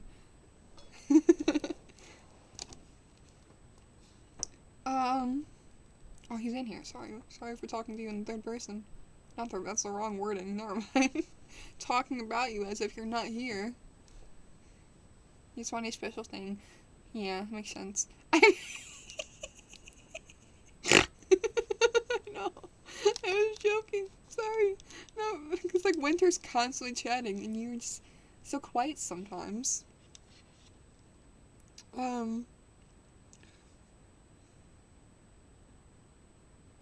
Don't take away from me the one person who gives my art whatever charm it possesses. My life as an artist depends on him. Mind, Harry, I trust you. He spoke very slowly, and the world seemed wrung out of him almost against his will. What nonsense you talk, said Lord Henry, smiling and talking. Hallward by his arm. He almost led him into the house. We are finally one chapter in. Finally. And now I need a bathroom break because you keep yelling at me to drink water. See how long this chapter is? We have to go to do 2 chapters if we're at this pace.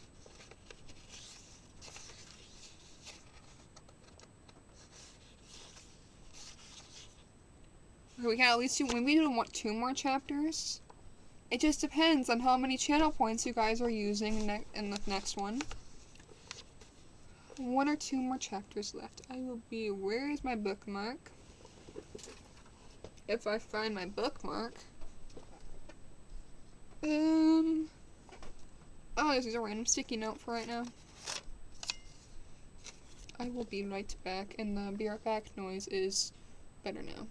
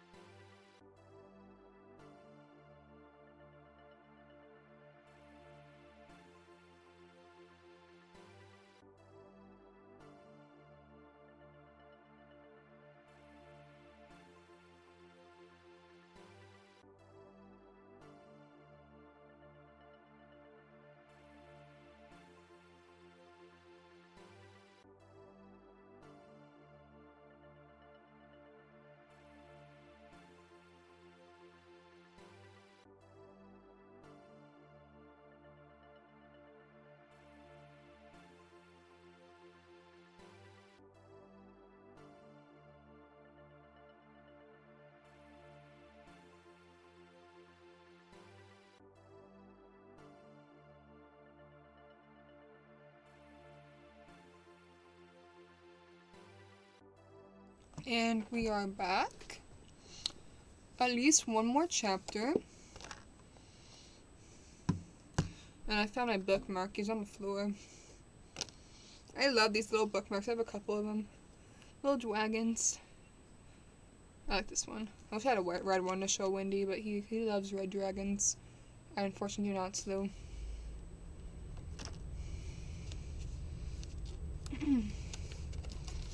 Okay.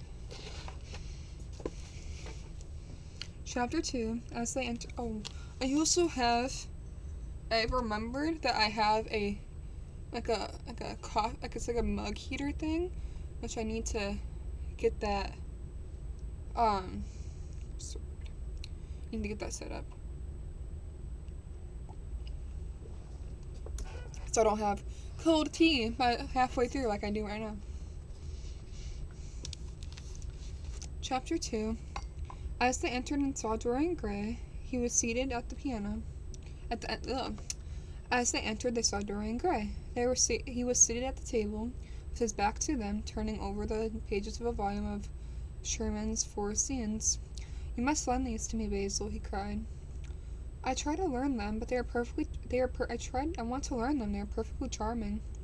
"That entirely depends on how you sit today, Dorian." "Oh, I'm tired of sitting. I don't want a life-size portrait of myself," answered the lad, swinging around on the music stool in a willful, petulant manner. When he caught sight of Lord Henry, a faint blush colored his cheeks for a moment, and he started up. I beg your pardon, Basil.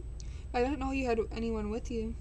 This is Lord Henry Wotton, Dorian, an old Oxford friend of mine, and I have been telling him about the capital city you are, and how now he has spoiled everything.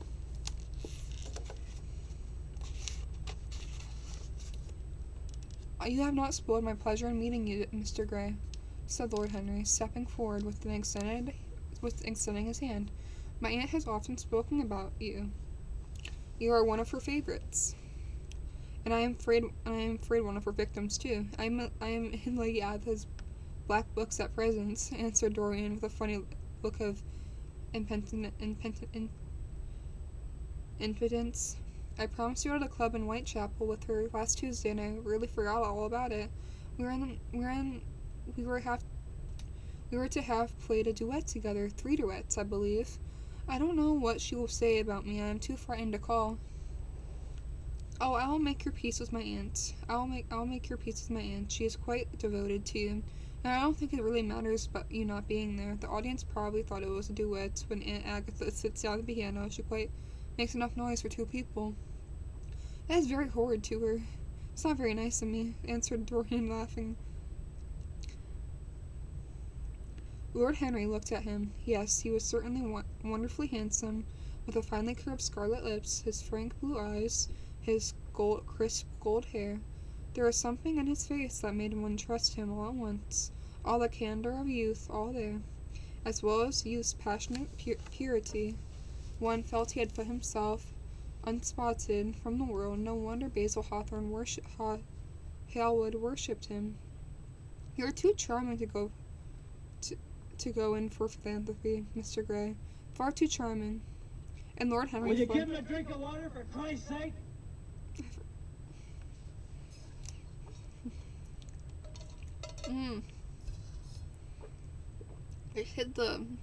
I hit the straw on my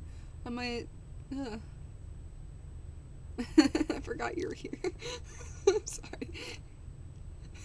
I just drank it.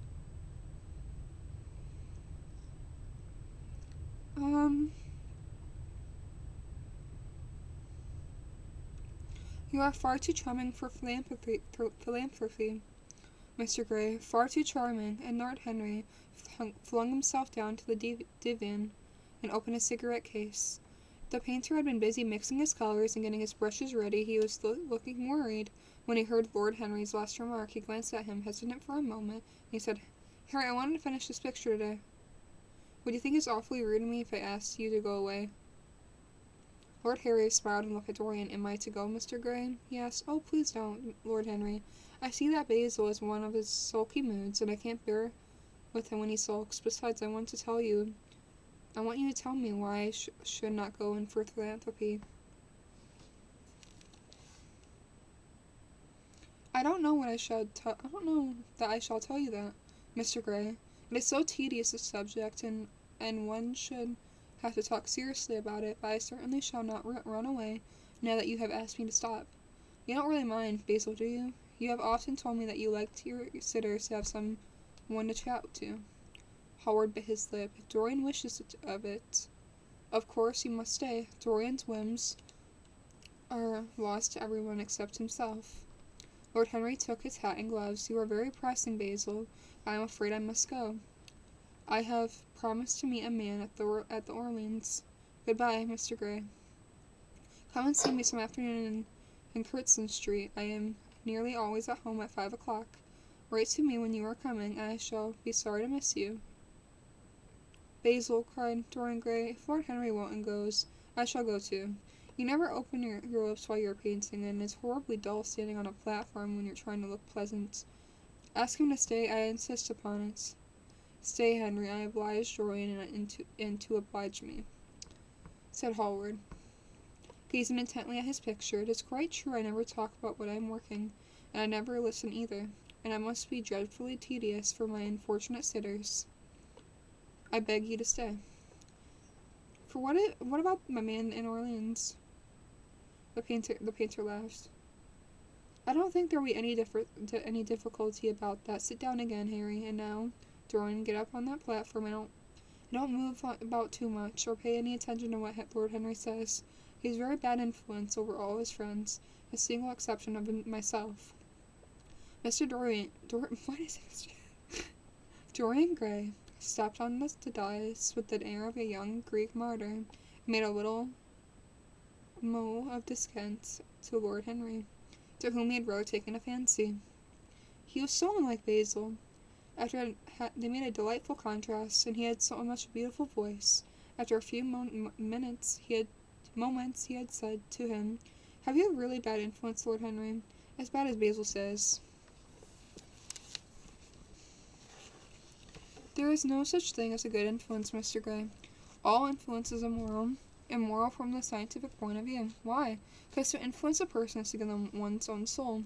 He does not think his natural thoughts, to burn with his natural passions. His virtues are not real to him. His sins, there's anything such as sins, are borrowed. It became some echo of someone else's music and actors, or of a part that has not been written for him.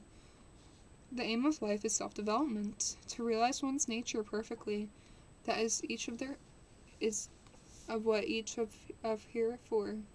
People are afraid of themselves nowadays. They have forgotten the highest of their duties, the duty of the hungry and clothe the beggar. But their own souls starve and are naked. Courage has gone out of our race. Perhaps we never really had it.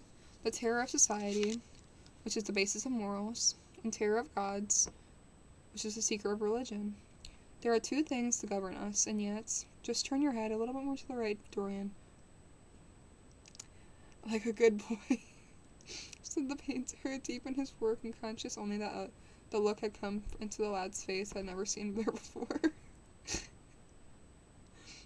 And yet, continued Lord Henry in this low musical voice, and with the gracious wave of his hands he had always so characteristically of him that he had even in his Eton days, I believe that if one man were to live out his life fully and completely, were to give form to every feeling, expression, every thought, reality, and every dream, I believe that the world would gain such a fresh impulse of joy that we would forget all the maladies and of Maldavism and return to the Hellenic ideal, to something finer, richer than Hellenic ideals. It may be, but the bravest man amongst us is afraid of himself. The mutilation of the savage is its tragic survival, and the self-denial of that mars our lives. We are punished for our refusals. Every impulse that we strive to strangle brides in the mind and poisons us. The body sins once and has done with its sins, for action is a mode of purification. Nothing remains then but the recollection of a pleasure, or of a luxury of regret. The only way to get rid of temptation is to yield to it. Resist it, and your soul grows sick with longing for the things for it's forbidden to itself. What desires for its monstrous laws that had made monstrosities and unlawful. It has always been said the great events of this world would take pleasure to the brain. It is the brain that has, and the brain only, that its great sins of this world also takes place also. You, Mr. Gray, you yourself, with your rose-red youth and your rose-white boyhood, you have the great passions that have made you afraid. Thoughts have filled you with terror, daydreams and sleeping dreams, whose mere memory might stain your cheeks with shame. Stop, faltered Dorian Gray. Stop, you bewilder me. I don't know what to say. There are some answers to you, and I cannot find it. Don't speak, let me think. Or rather, let me try not to think. For nearly 10 minutes he stood there, motionless, with parted lips and eyes strangely bright. He was dimly conscious and entirely fresh influences were at work within him. Yet they seemed to him to have come really from him. The few words that Basil's friend had said to him, words spoken by chance, no doubt with the willful paradox in them, had touched some secret chord that had never been touched before. But when he felt that vibrating and throbbing to curious pulses, music had stirred him like this. Music had troubled him many times, but music was not articulate. It was not a new world, but rather another chaos that it created in us. Words, mere words. How terrible they were. How cheer and vivid and cruel. One could not escape from them. And yet there was a subtle magic there was to them. There seemed to be able to give a plastic form a formless thing. And to have a music of their own, as sweet as it is full of or of flutes. Mere words. Was there anything so real as words? Yes, there has been things in his boyhood that he has come to understand. He understands them now. Life, it suddenly became a fury colored to him. Fiery colored to him. It seemed to him that he had always been walking on fire. Why is my hand cramping now? With a subtle smile, Lord Henry watched him. He knew the precise psychological moments. There had said nothing. He felt intensely interested. He was amazed at the sudden impression of his words. Had produced and remembered a book that had read to him when he was 16, a book which had revealed to him so much that he had not known before. He wondered whether Dorian Gray had passed through similar experience. He had merely shot an arrow into the air. Had it hit its mark? How fascinating the lad was. Hallward painted away with the marvelous bold touch of his, that the true refinement and perfect delicacy that is art, of any rate, comes only from strength. He was unconscious of the silence. Basil, I'm tired of standing, cried Dorian Gray suddenly. I must go and sit in the garden. The air is stiffening in here. My dear fellow, I'm so sorry. When I am painting, I can't think of anything else. But you've never sat better. You were perfectly still, and I have caught the effect I wanted. The half-parted lips and the bright look in your eyes. I don't know what Harry has been saying to you, but he has certainly made you the most wonderful expression. I suppose he has been paying you compliments. You mustn't believe a word he says. He has certainly not been paying me compliments. Perhaps that is the reason you don't believe anything he has told me. You believe it all, said Lord Henry, looking at him with his dreamy, languorous eyes. I will go into the garden with you. It is horribly hot in the studio, Basil. Let us have something iced to drink, something with strawberries in it. Certainly, Harry. Just touch that bell, and when Parker comes, I will tell him what you want. I have to get to work in the background, so I will join you later. Don't keep Dorian too long. I have never been in better form for painting than I am today. This is going to be my masterpiece. It is my masterpiece as it stands. Lord Henry went out to the garden and found Dorian Gray burying his face in the great cool lilac blossoms, feverishly drinking in their perfume as if it was wine. He came close to him and put his hand on his shoulder. You are quite right to do this, he murmured. He murmured. Nothing can cure the soul but the senses, just nothing can cure the senses but the soul. The lad started and drew back. He was bare-headed, and the leaves had tossed his rebellious curls entangled by their gilded. I just remembered one of my friends told me to text him when I was live. So I'm gonna do that right now before I forget. Where is his Snapchat? There it is.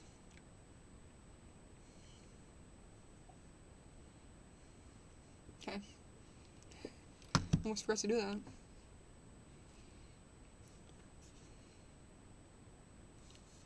The lad started and drew back. He was bareheaded, and the leaves had tossed his rebellious curls and tangled up their gilded threads. There was a look of fear in his eyes, such as people have when they are suddenly awakened. His finely chiseled nostrils quivered, and some hidden nerve shook the scarlet of his lips and left him trembling. Yes, continued Lord Henry. This is one of the great secrets of life, to cure the soul, which means all the senses, and the senses by all means the soul. You are a wonderful creation, you know more than you think you know, just as you know less than you want to know. Dorian Gray frowned and turned his head away. He could not help liking the tall, grateful young man who was standing by him. His romantic olive-colored face and worn expression interested him. There was nothing in this low, languid voice that was absolutely fascinating. His cold, white, flower-like hands even had curious charm. He moved as he spoke. Like music, it seemed to him to have a language of their own, but he Will you felt... give him a drink of water for Christ's sake? Okay.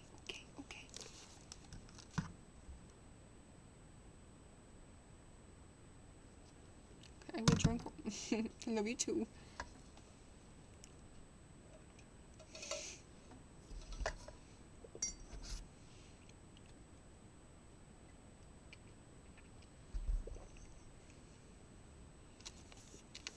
Okay.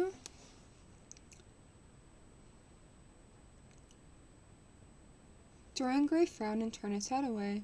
He could not help liking the tall, graceful young man who was standing by him. His romantic, olive-covered face and worn expression interested him. There was something in his low, languid voice that was absolutely fascinating. His cool, white, flower-like hands even had a curious charm. They moved as they spoke like music, and seemed to have a language of their own, but he felt afraid of him and ashamed of being afraid. Who had it been left for a stranger to reveal himself? He had known Basil Hallward for months, but the friendship between them had never altered him. Suddenly there had come someone across his life who had seemed to disclose to him his life mystery. And yet, what is there to be afraid of? He was not a schoolboy or a girl. It is absurd to be afraid. Let us go and sit in the shade, said Lord Henry. Parker has brought out the drinks, and if you stay any longer in the glare, you'll be quite spoiled, and Basil will never paint you again. You must not allow yourself to become sunburnt. It will be unbecoming. What can it matter? Cried Dorian Gray, laughing, as he sat down in the seat and entered the garden. It should matter everything to you, Mr. Gray. Why? Because you have the most marvelous youth, and youth is the only thing worth having. I don't feel that, Lord Henry. No, you don't feel it now. Someday, when you're old and withered and ugly, when though you seared your forehead with its lines and passion branded your lips on its hideous fires, you will feel it, and you will feel it terribly. No, wherever you go, you charm the world. Will it be so? You have a wonderfully beautiful face, Mr. Gray. Don't frown, you have. And beauty is a form of genius. It is higher indeed than genius, and it needs no explanation. It is of the great facts of the world, like sunlight, or springtime, or reflection in the dark waters, the silver shell we call the moon. It cannot be questioned. It is the divine right of sovereignty. It makes princes of those who have it. You smile. Ah. When you have lost it, you won't smile. People say something that beauty is only superficial, and that may be so, but at least it is not so superficial as though it is to me. Beauty is the wonder of worlds. It is only shallow. It is only shallow people who do not judge by appearances. The true mystery of the world is the visible, not the invisible. Yes, Mr. Gray, the gods have been good to you, but what the gods have given, they quickly take away. You only have a few years in which you live really perfectly and fully. When your youth goes away, your beauty will go with it, and then you will suddenly discover there is no triumphs left for you, and you have to content yourself with those mean triumphs, in the memory of your past that will make bitter than defeats.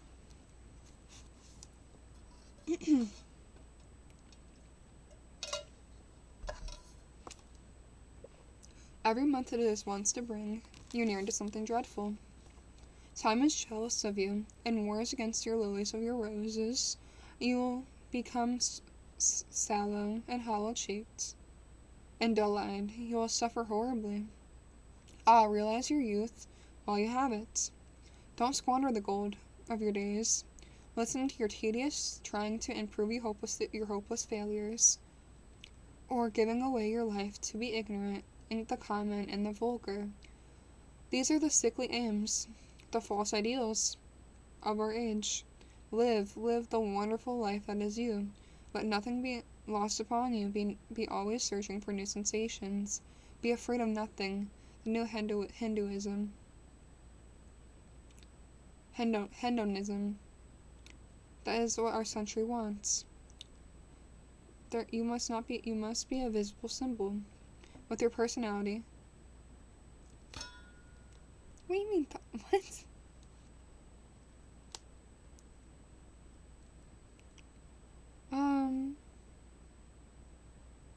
You made me lose my place.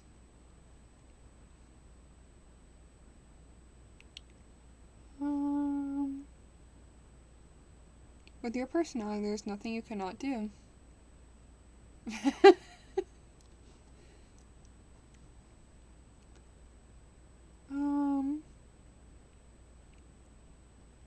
The world belongs to you for a season. The moment I met you, I saw that you were quite unconscious for what you really are, and what you really might be.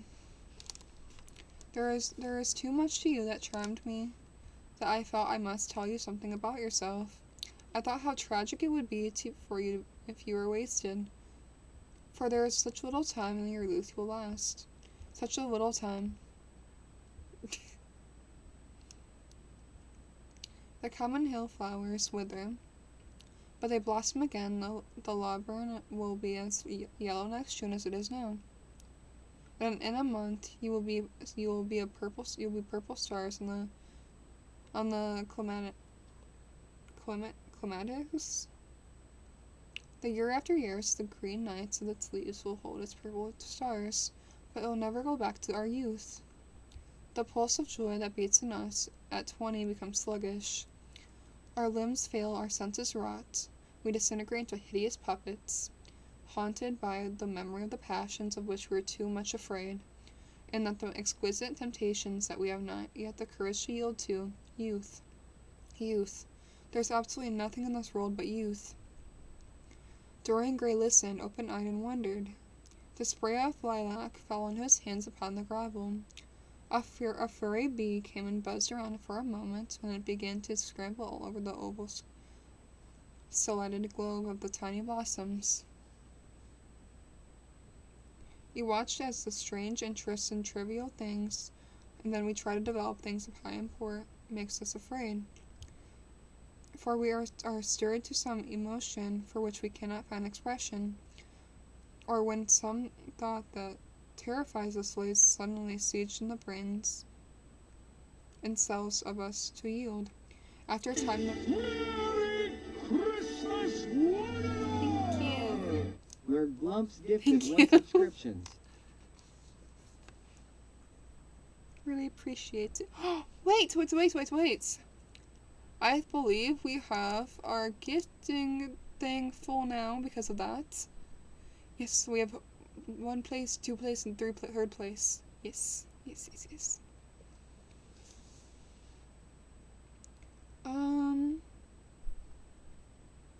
Where did I first place?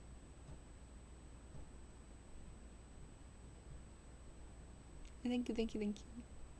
Really appreciate it.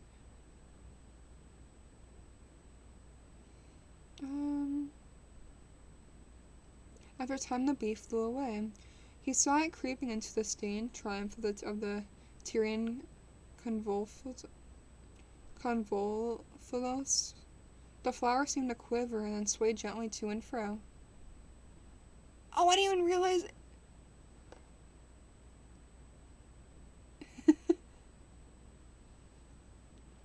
I didn't realize Egg was in here.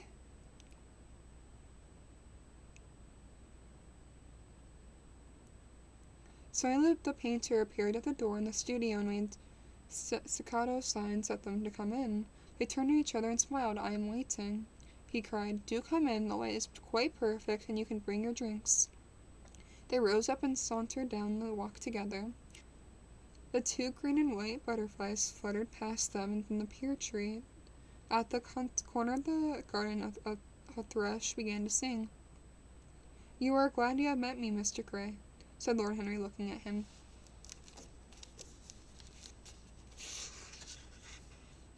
"Yes, I am glad now, as I should always be glad. Always, that is a dreadful word. It makes me shudder when I hear it. Women are so fond of using it. They spoil every romance by trying to make it last forever. It is a meaningless word, too. The only difference between a caprice and a lifelong passion is the caprice lasts a little longer." As they entered the studio, Dorian Gray put his hands upon Lord Henry's arms. "In that case, let our friendship be a caprice," he murmured, flushing at his own boldness, then stopped up on the platform and resumed his pose. Lord Henry flung himself into the large wicker armchair. Awesome place. And watched him.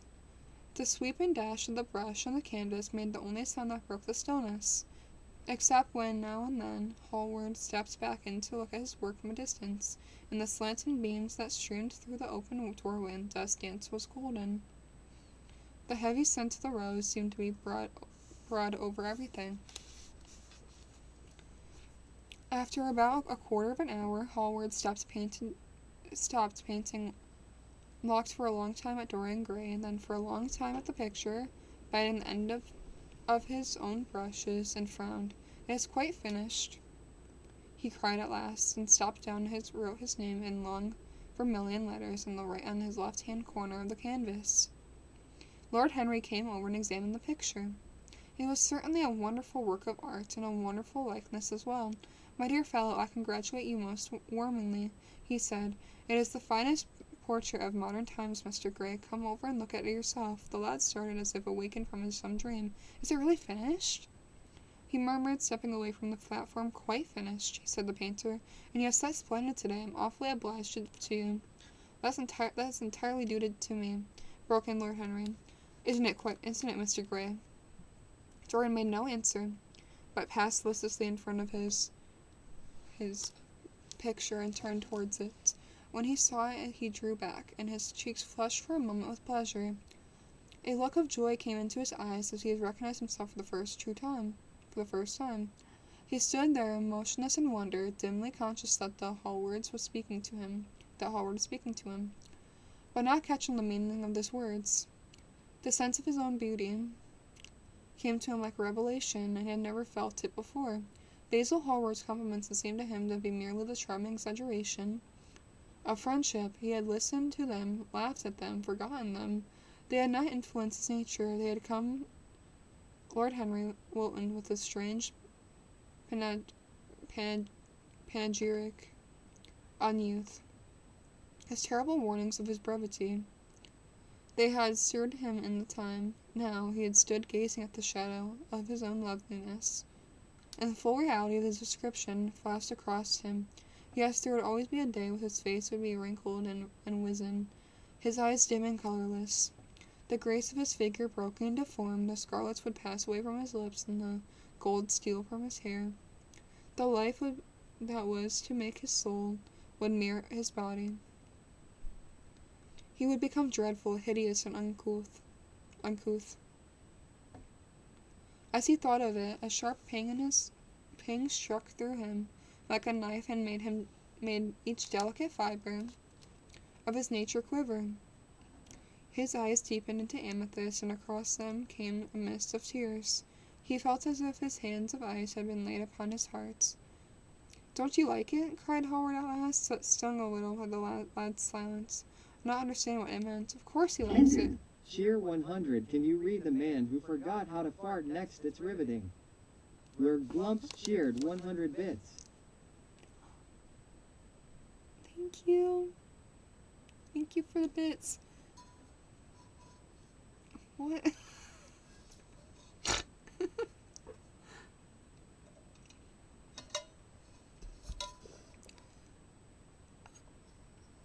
I'm just gonna say, I can only read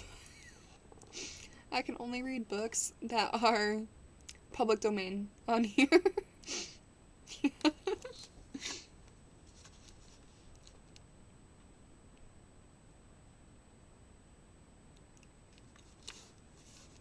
really appreciate the bits and the gifted sub. Oh, Curly, if you were still in here, I believe they just stole your spots in the... Oh, no, yeah, never mind. You were like 87 ahead. Never mind. I thought you stole your spot first, but I forgot that you sent a couple bits today.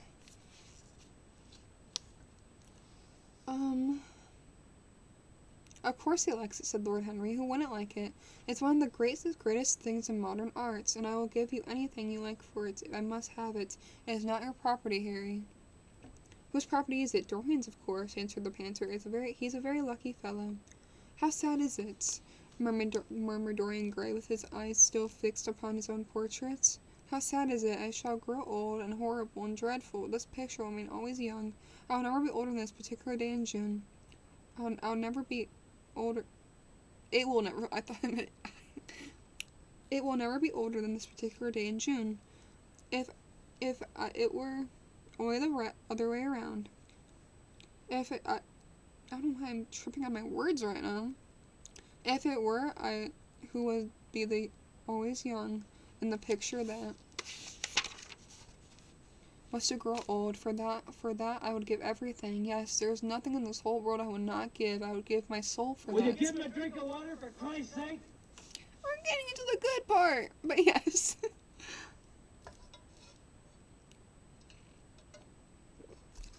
You would hardly care for such an arrangement, Basil, cried Lord Henry, laughing. You would be rather hard lines on your work. I would object very strongly, Harry, said Hallward.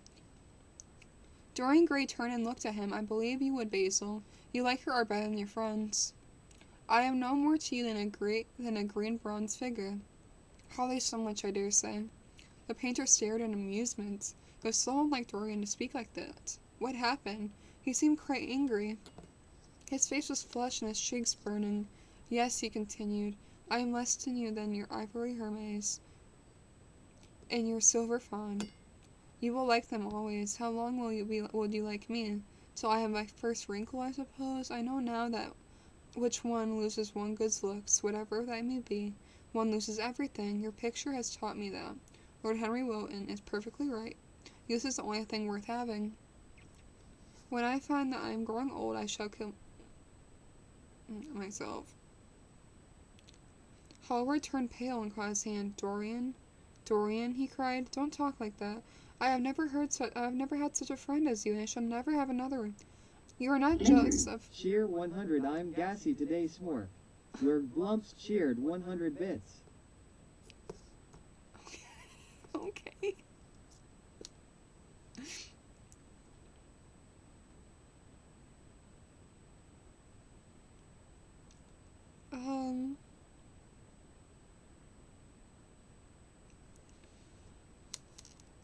You are not jealous of material things, are you? Who are finer than any of them?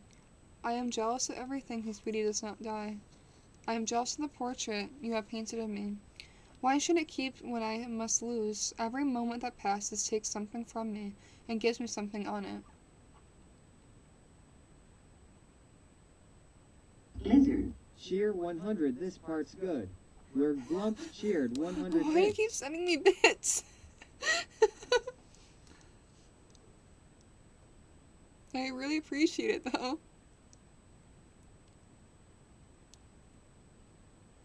I am jealous of everything whose beauty does not die. I am jealous of the portrait you have painted of me. Why should it keep what I must lose? Every moment that passes takes something from me, and gives something to me. Every moment that passes takes something from me, and gives something to it. Oh, if it was the other way around, if a Hello, picture could... how are you? I am under the water. Please help me. Here It's too much okay. raining. It's okay. Every moment that passed... Okay, I already read that part. Oh, if it were the other way around, if the picture could change, and I would be always what I am now. Why did you paint it? It will mock me someday. Mock me horribly. The hot tears welled in his... Cheer 100, slow down, I need my glasses. Your Oh. glumps cheered 100 bits. Why would you need your glasses?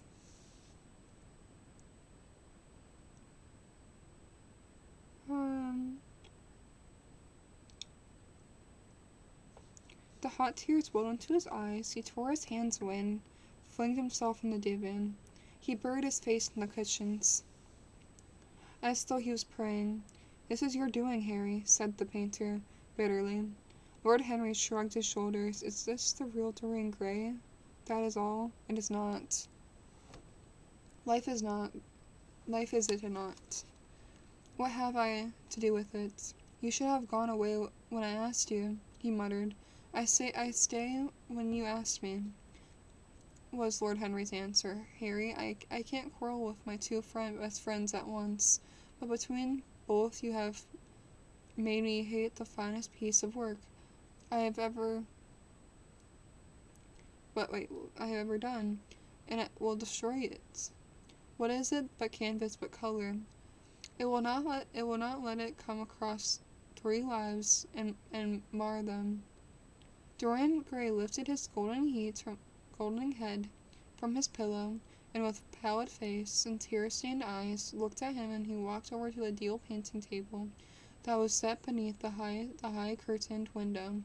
What was he doing there? His fingers were straying about among the litter of tin tubes and dry brushes, seeking for something. Yes, it was the long palette knife with its flint blade of lithe steel. He had found it at last. He was going to rip up the canvas. With the stiffened sob that laid until I can't talk. With the stifled sob that lad leaped from the couch and rushed over to Howard, tore the knife out of his hand, and flung it to the end of the studio. "Don't, Basil, don't!" he cried. "It would be murder."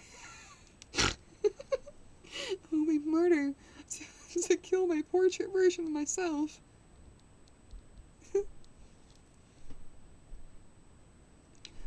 Lizard. Cheer 100 I am Trent I am dumb smiley face. Huh? Your glumps cheered 100 bits. Wait, what?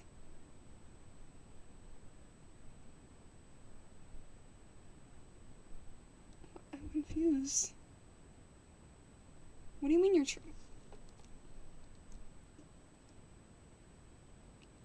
I am confused now.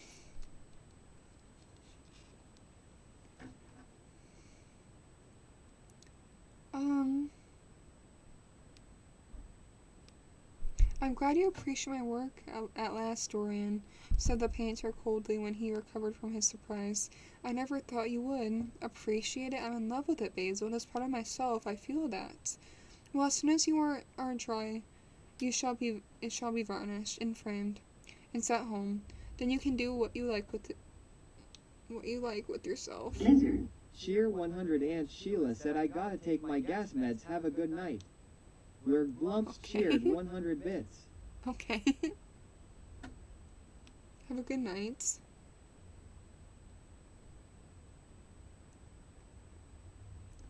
"Appreciate it? I'm in love with it, Basil. It is a part of myself. I feel that. Well, as soon as you are dry, you shall be varnished and framed and sent home. Then you can do what you like with yourself." And he walked across the room and rang the bell for tea. "You will have tea, of course, Dorian, and so will you, Harry. Or do you object to such a simple pleasure?" "I adore simple pleasures," said Lord Henry. "They are the last refuge of the complex. I don't like scenes.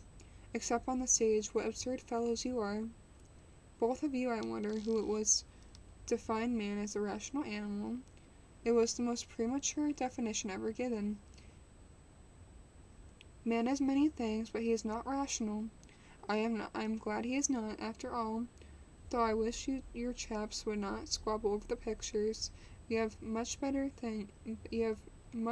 let me have it, Basil. The silly boy wasn't really wanted, and it..." Cheer 100 until next time. Okay. Your glumps cheered Why are you 100 sending me bits. so many bits?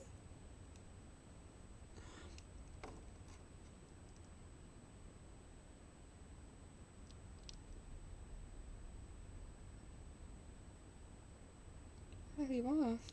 "What absurd fellows you are, both of you. I wonder who was defined man as a rational animal. It was the most premature definition ever given. Man is many things, but he is not irrational. I'm glad he is not. After all, though, I wish you chaps would not squabble over the pictures. You had better let me have it, Basil. That silly boy doesn't really want it, and I really do.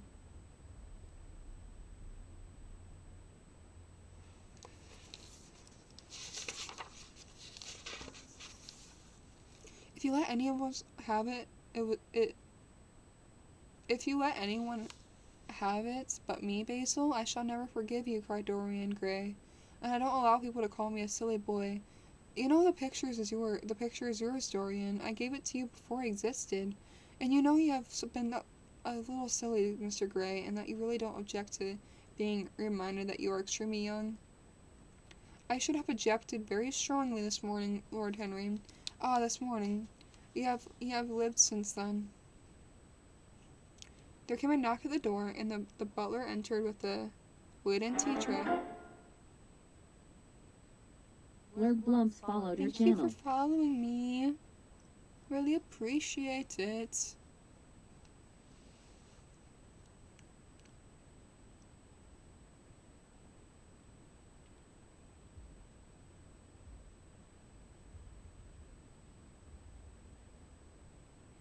There came a knock at the door, and the butler entered with a tea-laden tray and set it down upon a small Japanese table. There was a rattle of cups and saucers, the hiss of a fluted Georgian urn. 2 globe-shaped china dishes were brought in by a page. Dorian Gray went over and poured out the tea. The 2 men sauntered languidly on the table and examined that it was under the covers. Let's go to the theater tonight, said Lord Henry. There is sure to be something. Thank you.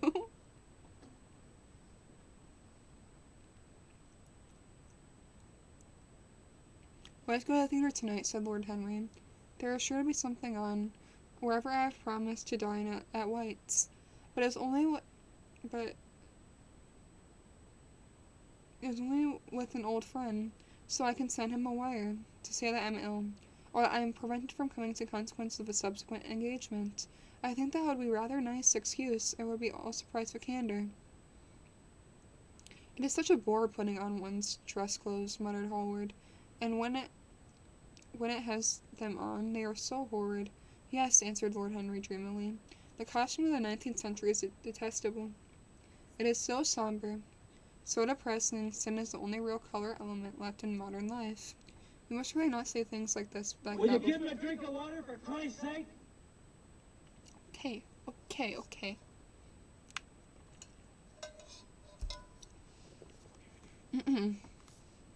And my cold tea.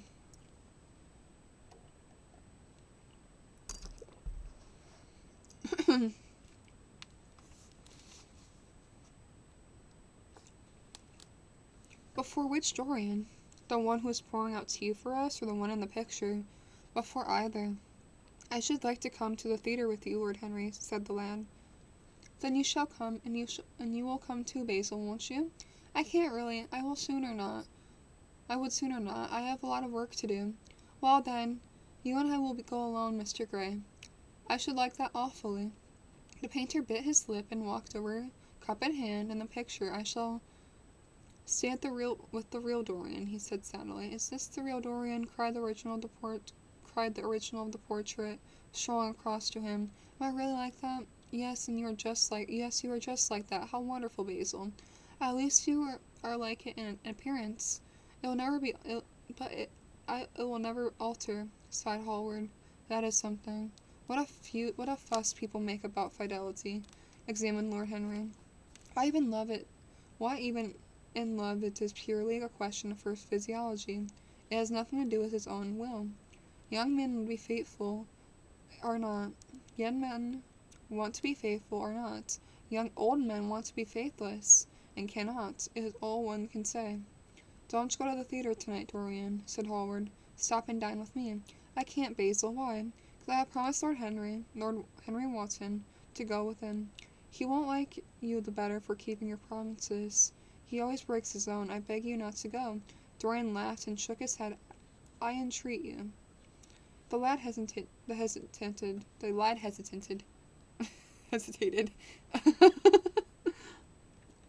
And looked over at Lord Henry, who was watching them from the tea table with a amused smile. "I must go, Basil," he answered. "Very well," said Hallward. He went over and laid down his cup on the tray. "It is rather late, and you have to dress, and you had better lose no time. Goodbye, Harry. Goodbye, Dorian. Come and see me soon tomorrow. Come tomorrow." "Certainly, you won't forget." "No, of course not," cried Dorian.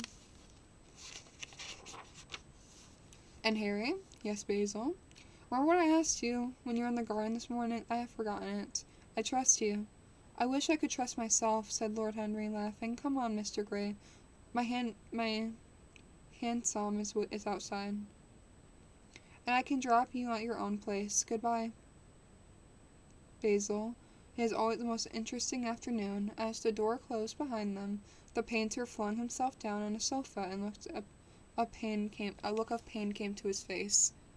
Okay, I did not expect all those bits today and all the gifted subs. That was pretty crazy. I think it's actually a good time to end. Also, because my throat is starting to hurt. My voice is starting to hate me now. Because we've been attempting to read for 2 hours and 30 minutes. We got like almost 40 pages in at least, but only 2 chapters in. I forgot this came with its own little bookmark. At least now I'm reading 4 books now. At once.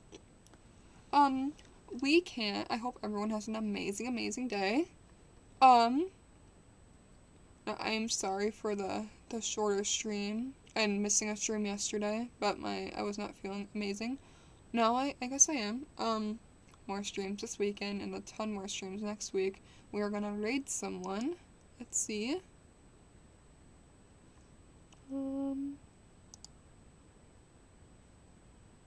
Anyone I'm following that's live besides Kaizen is live? I'm not sure if you'll be interested in that though, because he's doing Elden Ring right now. Wishful is on Wishful, but I don't think you. Sorry.